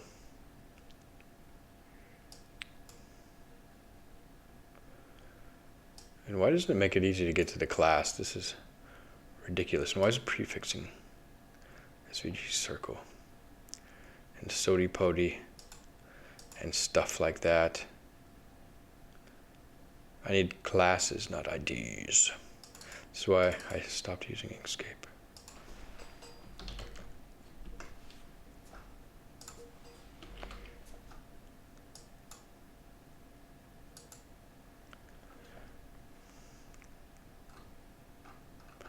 Okay. And then if we had just this, for example, star, a golden star, and I add the chord.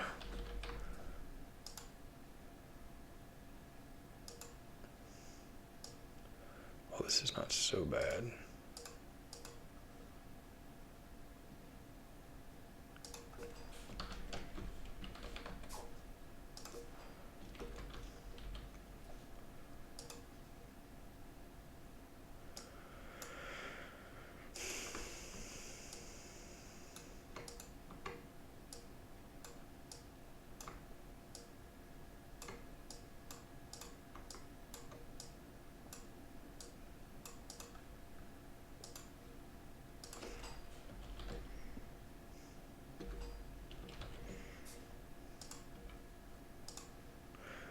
I'll just use it as data notes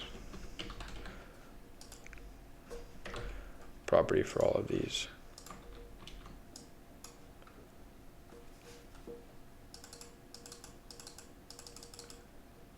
You have to edit there. All right, well, it's letting me do it. That's cool. So we got C.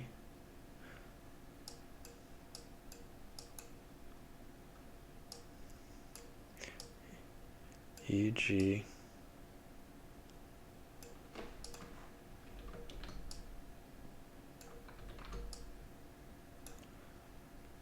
G, A.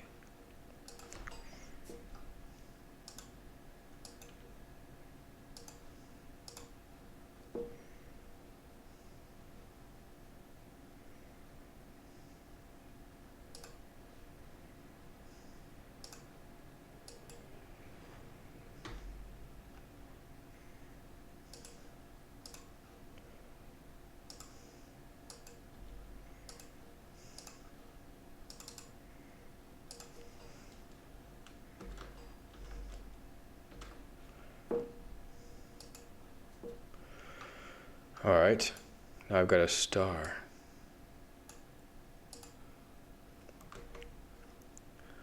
And I'll export this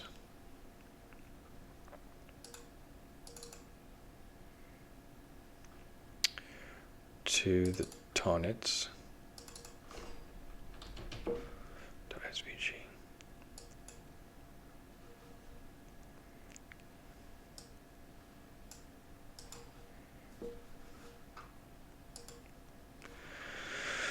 All right, how you doing, level 2? Honestly, the code is perfect since you have target each element. You get the chords, so nothing much can be done. Yeah, okay, cool. Now, let me think for just 1 second.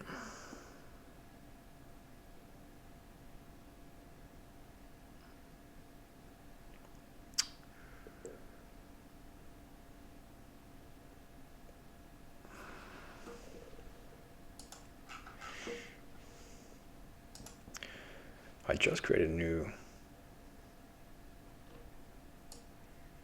SVG.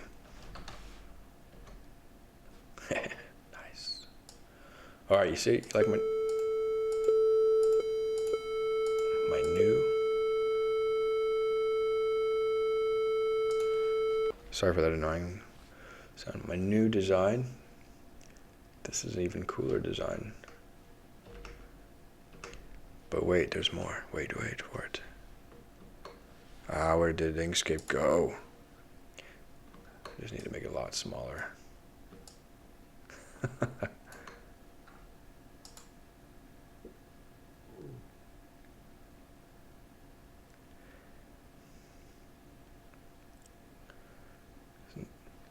This is another thing about Inkscape. It's like, it's supposed to be scalable. I just want to export this. But I don't want all that canvas, the huge canvas. Will it be a problem? No, it's no problem. Okay, cool. So let's see if we can work through this a little bit. Now, I changed the property to use, as you suggested, the data property. I think that was a great idea. Now the thing is, if we look at this, oh, if I even right-click on it, inspect it. I'm going to mute the desktop audio for a minute so it doesn't drive you nuts. It's driving me nuts.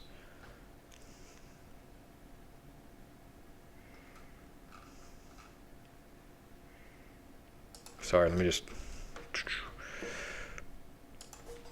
get those really quick. There we go. Oh, it's still doing it.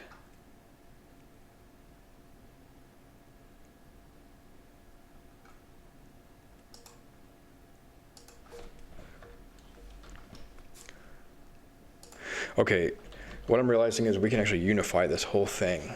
I believe, since I'm using the same property. I don't know if you noticed this, but it's either a string with like C, E, G, or just a string with C or like E or G. So, and they have the same property. It's called data-notes. So I think I can unify these functions thanks to the suggestion you made about using the data property and then using Inkscape to edit that. This is going to be nice. And then that'll give us some really cool types of layouts. I'm still going to try for this. This is a cool design, but I like the star. It's pretty nice. And it's going to make a nice chord if we can get the code to work properly. So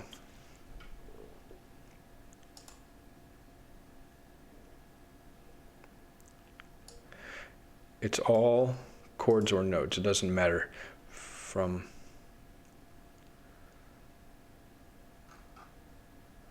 the standpoint of the code. So let's do this.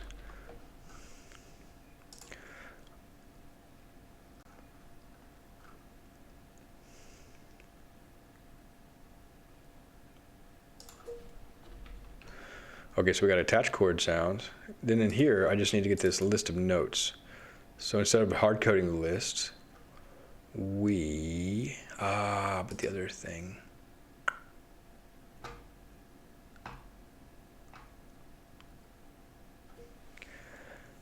I've got two elements.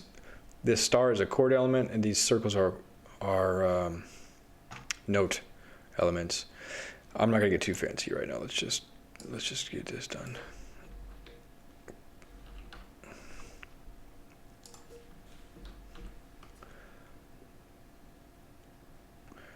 First, let me get my notes working now that I refactored the code. So I'm using the same data property. It'll make it easier in the future to get optimized and have this really clean and readable code, which I will aspire to. You're looking at the previous version of the code. Okay, so inside of here, the note is now can I just do data? So if I have the target, how do I get an attribute? with just regular old JavaScript. Dataset, like this, and then there's the dictionary.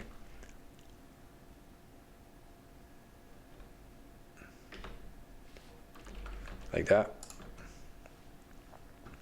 Can you see my Inkscape? If I maximize it, dataset dot notes. Okay. Essentially, if I look here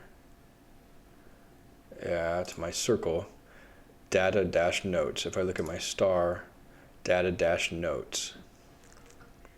So dataset dot notes will work in those cases.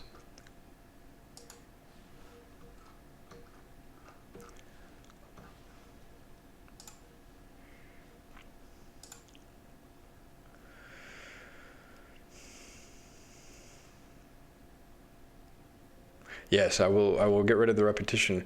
The thing, okay, just one more caveat, and I would like to get rid of this. I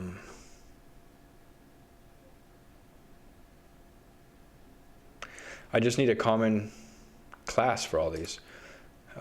Instead of calling it chord and note, I would just call them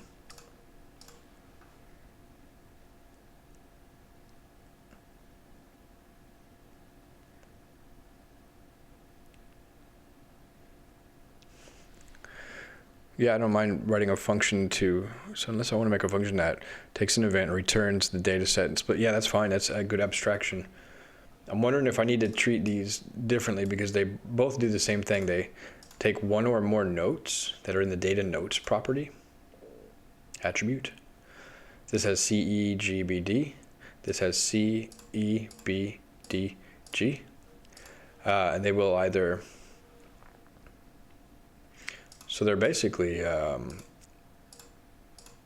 what would be a good word for these? Sound element? Note or a chord is a what? A note or a chord? There's probably a musical term for that.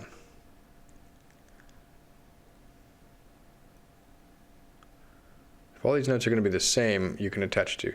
They're not the same though. This is the note C, this is the note E, this is note G, this is the note B, this is note D. They have the same data notes property. Let me come back to this, optimizing this in a minute. Oh, I'm sorry, you can't see the Inkscape, excuse me. There we go. So I have a star. This star represents a chord of 5 notes. So it's a chord, the class is chord, and the notes are C, E, G, B, D. This circle is a class note with the note value C. Here's E, here's G, B, and D. Really though, if I have a common class for all of these, just whatever I call them, like sounder, something silly,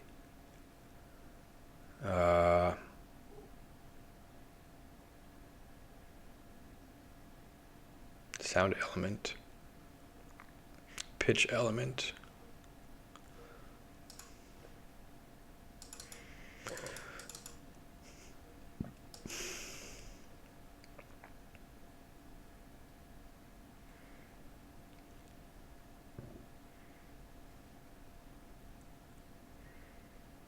yeah, I don't want to put stuff on the window though. I think,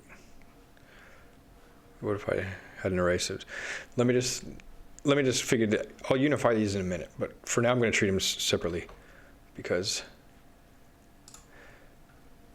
I'm just mind-boggling myself. So I'm going to say I have notes and I have chords. I'm going to focus right now on just the notes, getting the notes to work again properly, and I will make the code more unified and elegant later. So I pass in this SVG, and I get all of the notes. So let's put a debugger here. And I'm not going to play any sound. I just want to see that this works. Let's check it out. All right. If anybody else who's viewing has any sort of background in music theory, I would appreciate some help with the terminology here. Okay, so then attach note sounds. So I got an SVG. That's correct. This should be in a list, though. Let me double check. Notes. Yeah, what is notes? Yeah, we got 4 notes. See, oh yeah, look at that. We got all 4 notes. Nice. Aha.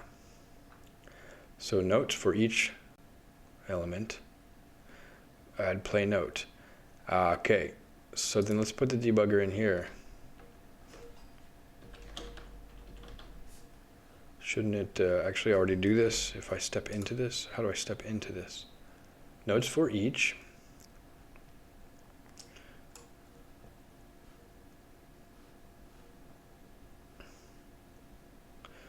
Okay, we're right here. Add play note.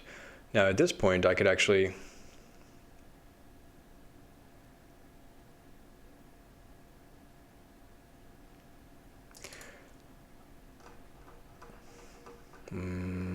no, I think I'll get the note value inside of this play note event. So let me move the debugger out.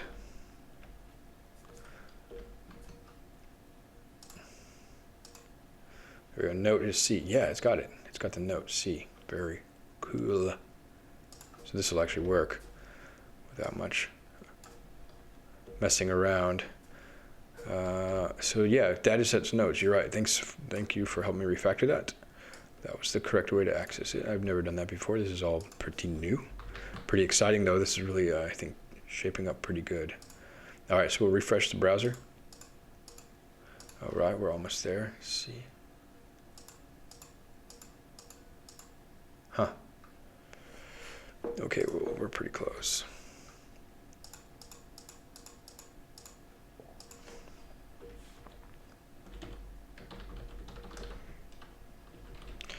So let's see what these notes are. C. Doesn't have a note. G. B. D. Okay, it needs to go out of the octave, but that's okay.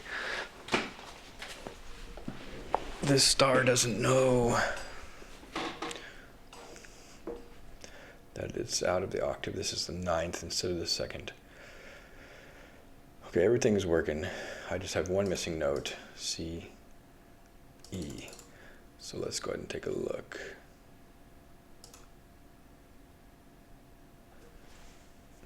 Is it a matter of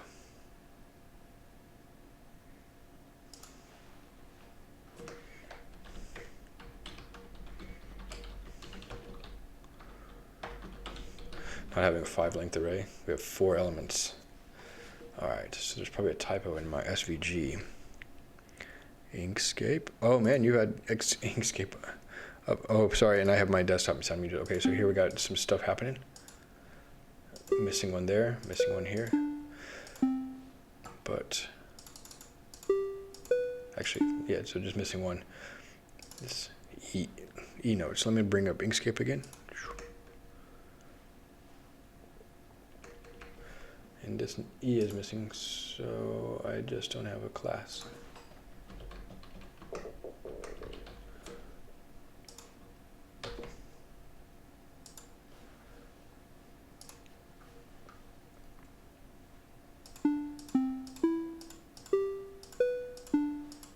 Cool.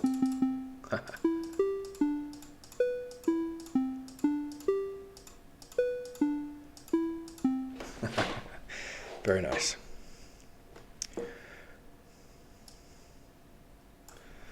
Now,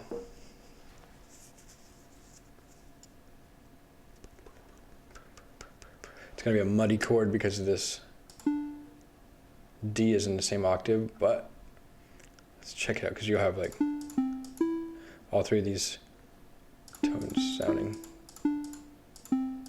at the same time. Let's get the chord working now. Attach chords.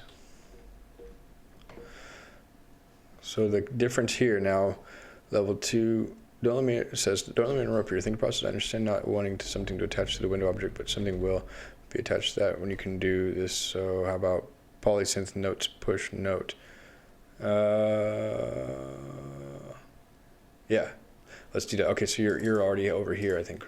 So the notes is right here. It's a list, and I don't know if I need it in a window. I'm just going to create the list here and push to this, or in JavaScript, is there a first let's get this string. Let's get this string.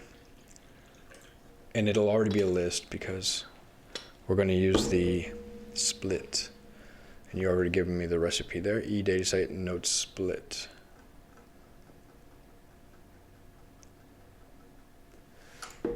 Now this tonnet's, just by way of example, it's not really super important. This doesn't ever exceed these triads don't extend beyond an octave. So what I've encountered with this star is just a unique thing. So I will fix it in a minute. Okay.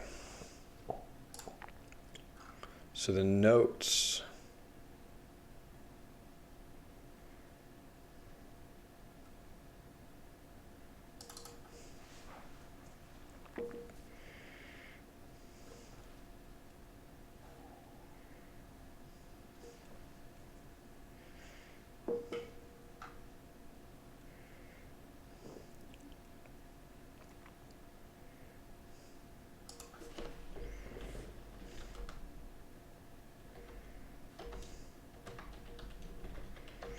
So this tone.js needs two things. It needs the note name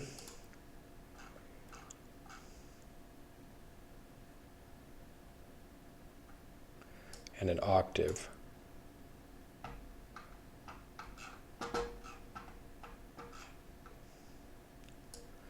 So I have to take these, I mean I could, Really the cheap way of doing this would be just to put that into the SVG and to try it out.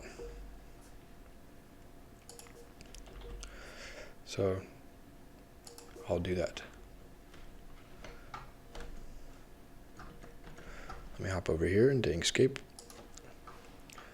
And here, I have the, oh gosh, it's really slow, my computer. It's bogging down. Just to get an example here.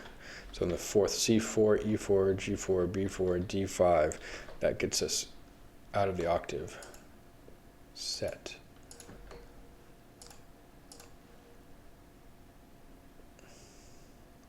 Minimizing Inkscape. Now I've got the notes I split here.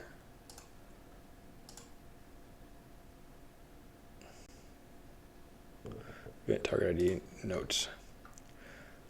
So I think this will actually work now as it's written.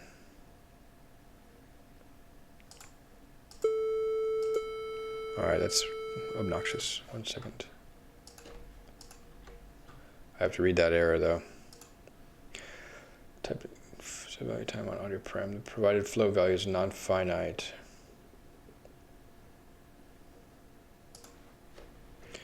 Okay, let me go ahead and just double check this out. What this looks like.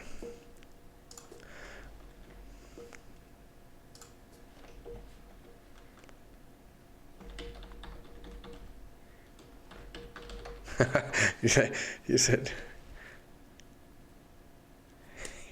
you came in my level 2 came in here for my help and just ended up helping me write all this code.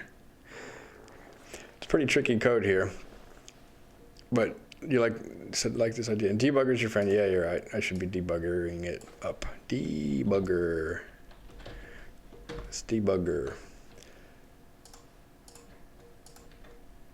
All right, I'm gonna click it.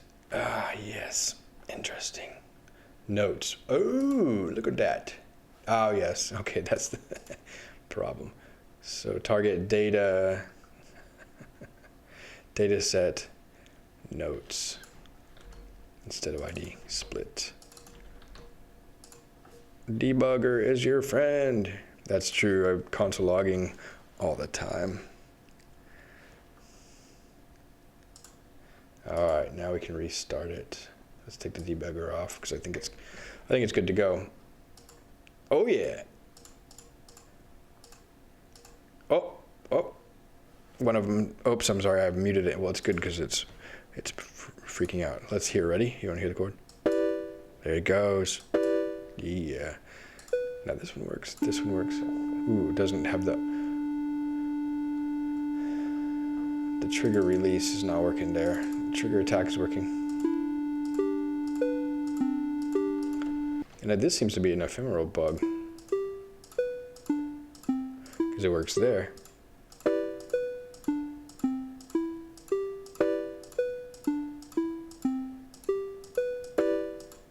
And just for the heck of it, let's see what it looks like on a mobile phone. Ooh, that's not good. Galaxy S5. iPhone 10. Oh, okay, well, I'll make it bigger.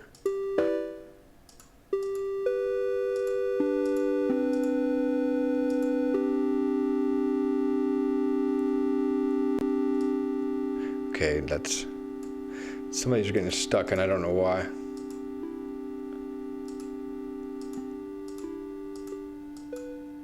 Like it just gets stuck on sustain. This is probably a bug, I think, in the Tone.js library. If I give it another attack, then it works itself out.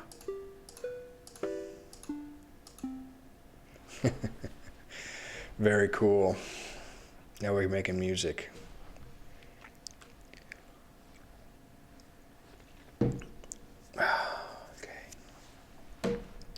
Yeah, I think if I can work through this Tonnet's grid, then I could have different, pages. Essentially, I'll introduce like a CSS framework where we can navigate around. And have different ways of making music and recording the sounds. I mean, this Tone.js is really cool.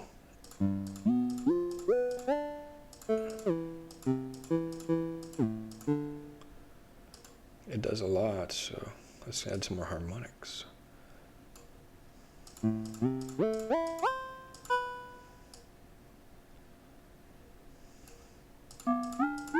Oikesty, that's like a ring mod.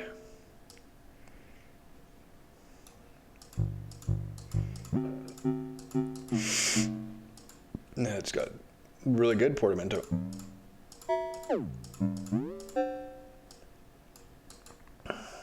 Then I can make the attack a little softer and let it release a little bit more.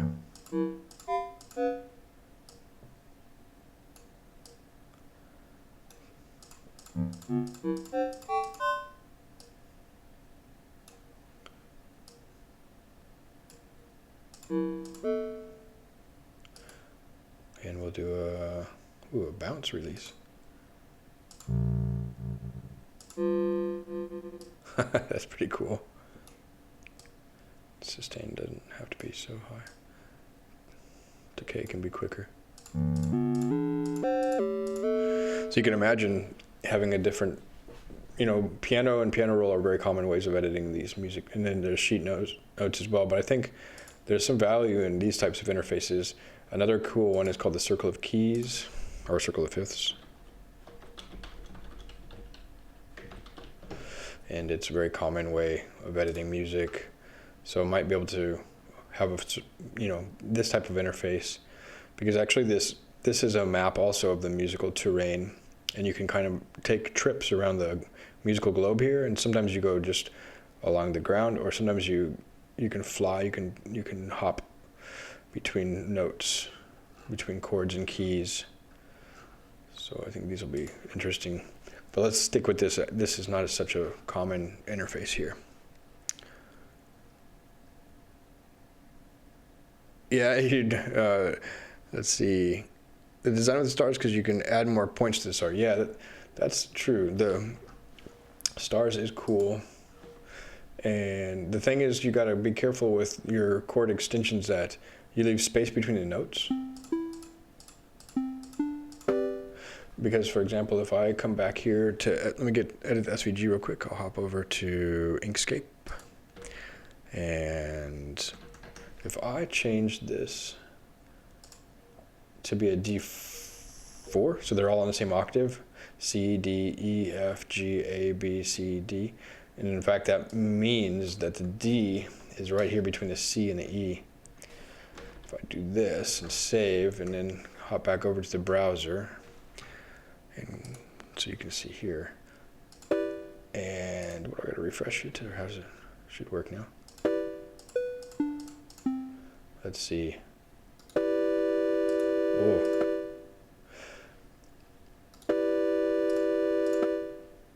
Sody Pody. C. Okay, so it's not taking.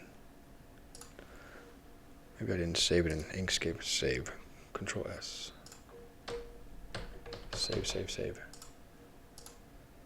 And this live reload should then inspect. See, huh.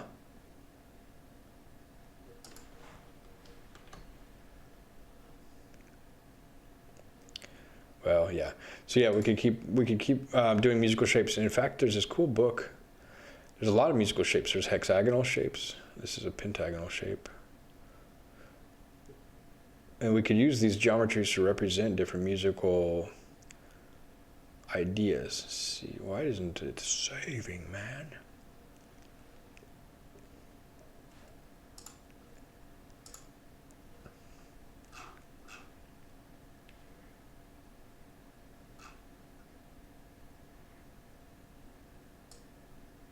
Oh, I know why I didn't hit save. Sorry.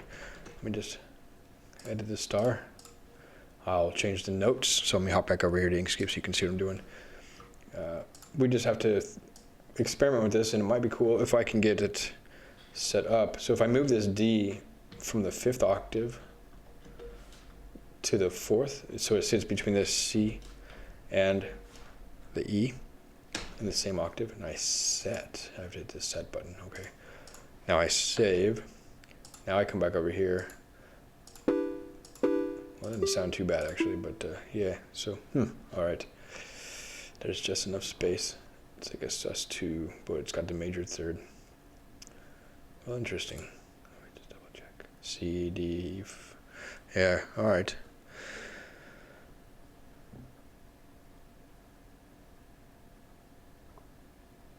The stream looks great. Okay, cool.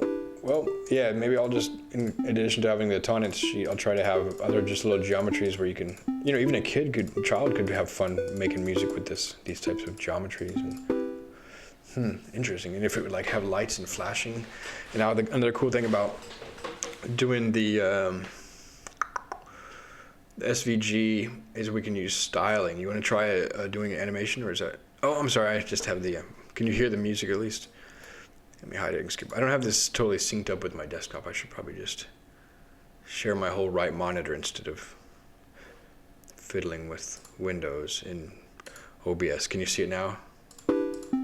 So yeah, we can see that the change took effect. We've got over here, if I select that element, we got C4, D4, E4, G4, B4, and they're all in the same octave. They sound okay together. It's not too crowded.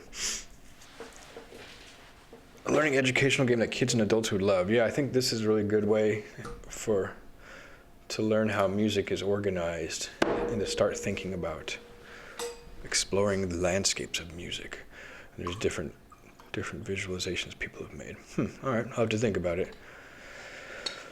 Yeah, this is all open source, so if you have some ideas or feature requests, I'll just add them on GitHub, and I'll gladly have live coding sessions where we could work through some things, and might even be able to do a pair programming. I'll work on those plugins. I think I should commit this pretty soon. It's 11:30 here.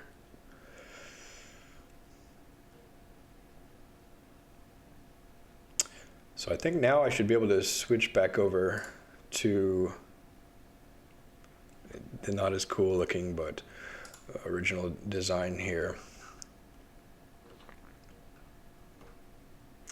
Actually,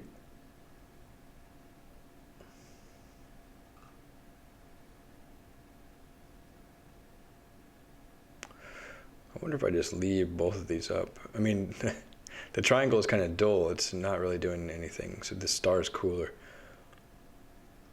But if I just do tonnets,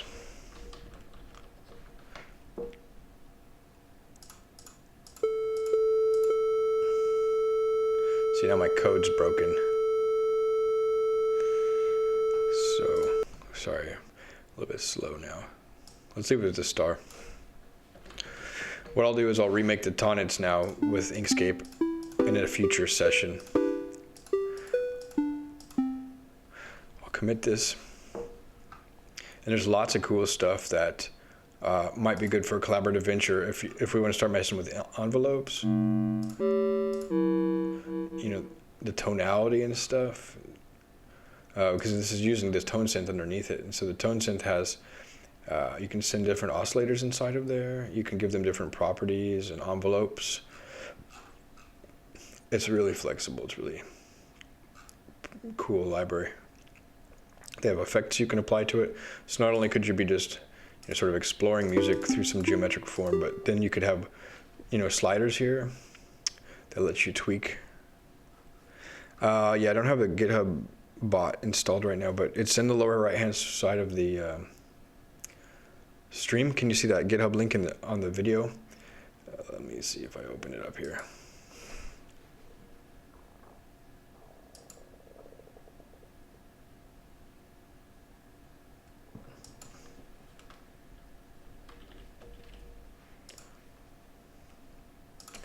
Yeah, I have to do some kind of gardening on my stream as well, so that there's more interaction. Like when you ask for the GitHub repo, it'll post that, and I don't know what else people do with their streams. Cool, yeah, so I just created this today, 3 hours ago, and I kind of dug into it on stream. Okay, thanks, I got a star, yeah! Nice. You're my first star on the tonnets repo. And if we take this project in a different direction, it doesn't have to be only this interface, then, I'll just come up with a different name or something. All right, so I got a good direction. I got some working code for chords and notes. Cool, thank you, Level 2, for helping me work through some of the nuances of the JavaScript event system. It might be a good thing to unify these attached note sounds and attached chord sounds to a single function down the road. That way the code's cleaner and easier to understand. The next step also is to come over in Inkscape and start working with different geometries, different note and chord kind of combination. Maybe adding, some ideas are coming to mind, adding some user interface elements for people to essentially make this not only the tones they want, but the sound they want, the timbre or timbre, however you say that, timbre I think it is. So to that end, there might be a user interface layer, UI element, a lot of good stuff. Yeah, control panel for changing the sound. Do you know of a good widget library? If I go to my watches, how do I see what I'm watching? Profile, repositories, your stars. I don't know if this is really going to be super. These are a couple of other tonnets related projects. They're also interesting, worth checking out. But let me see if I can find this light graph JS. This is really cool too. It's actually, this is probably, I don't know if it's exactly right. It's a graph-based modular environment that lets you add nodes. Basic. Oh man. Castor, I don't even know what they are. Widgets. Here we go. Like a knob. This might be cool to construct your own synth with this type of interface. And then you connect the knobs to like add node, a graph, no, audio source. And you can change the gain of the audio source. So you like load something in, you turn up the volume. It's pretty cool, but it's like a little bit beyond my comprehension right now. Let's see if they have a demo one. Here's a demo with Gamepad Controls, mathematical operators, and stuff like that. Audio.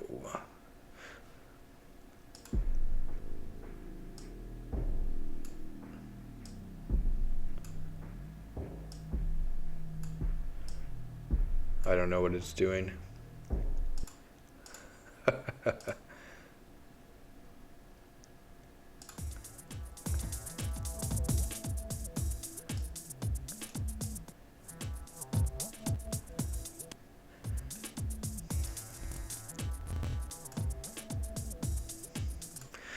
But you kind of get the point. There's like some cool directions we could take it.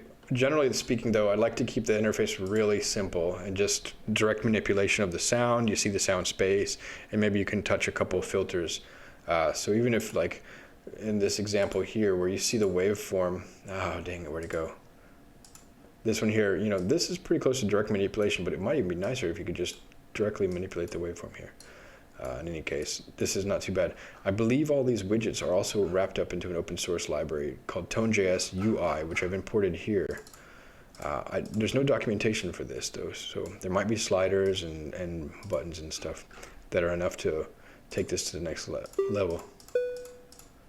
So this is really basic right now. But that's why I'm hoping to publish it open source and get people's ideas and maybe some contributors to take it in cool directions. Shapes and sliders is nice. Yeah, let's keep it with shapes and sliders. Yeah, I agree that those this light graph is way too complicated for a kid and even most adults. So yeah, let's try to evolve this thing so it's a little bit more simple oriented, so people can just pick it up without thinking. Keep it in the web platform technologies and see where it goes. Okay, cool. This will make me money. Well, it's open source. Maybe if I publish it in the App Store, I can sell it for $1 or something. But I really want it to be open source, fully open source. And it wouldn't hurt to have a little bit of, you know, side income to develop it. But yeah, cool. Take it to the bank. Yeah, the main thing, I just want people to learn and explore music and have new, novel ways of kind of understanding melodic structures and tonal music. But even perhaps, I'm reading a book right now on non-functional music composition. So it's not quite post-tonal. You still have like chords and you just don't compose around a key center. It's more nebulous. Cool. Well, yeah. Thanks for the compliment, and it's okay to make a livelihood in things, but also just the gift culture. I know I've been given a lot of gifts, so.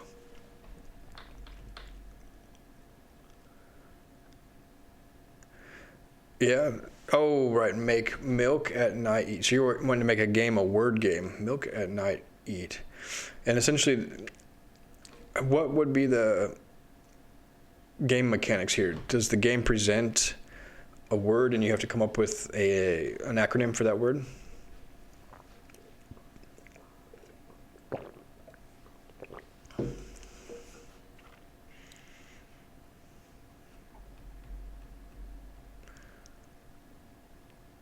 Okay, so you have to guess. So it's kind of like Hangman,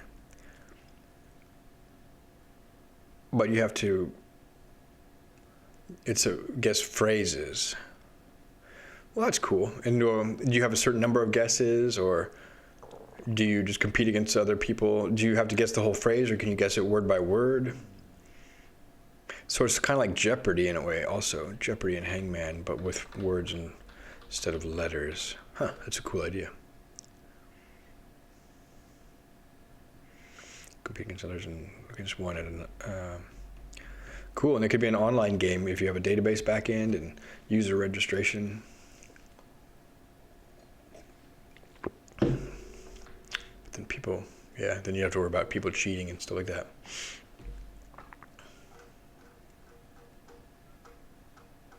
A stream game. Oh yeah, so you can actually play the game in the stream chats. That's a pretty cool idea. That'd be pretty fun. And then does the stream owner get to define some of the phrases, the the acronyms, or are they all preset?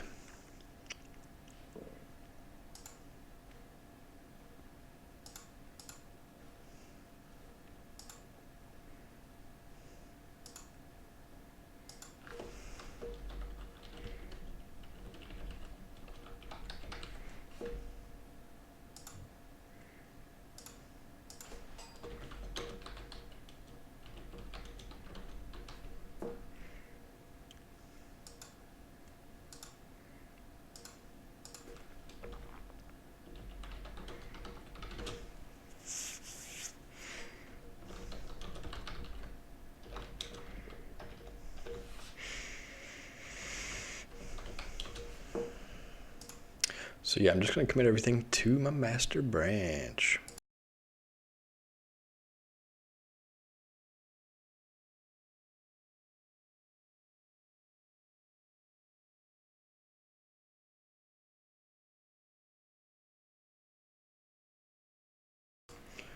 Looks like we're up on GitHub. Oh, you know what I should have done? I'm sorry. Well, I don't really know your...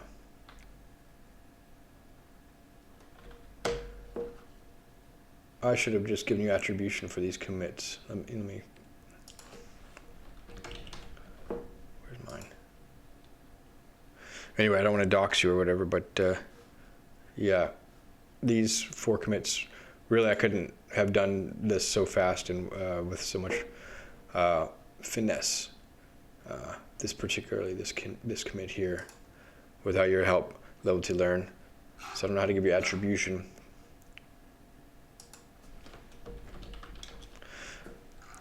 Oh, okay, cool. Well, yeah, thanks.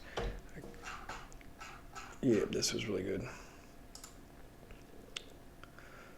So now we've got it. Ideas are welcome.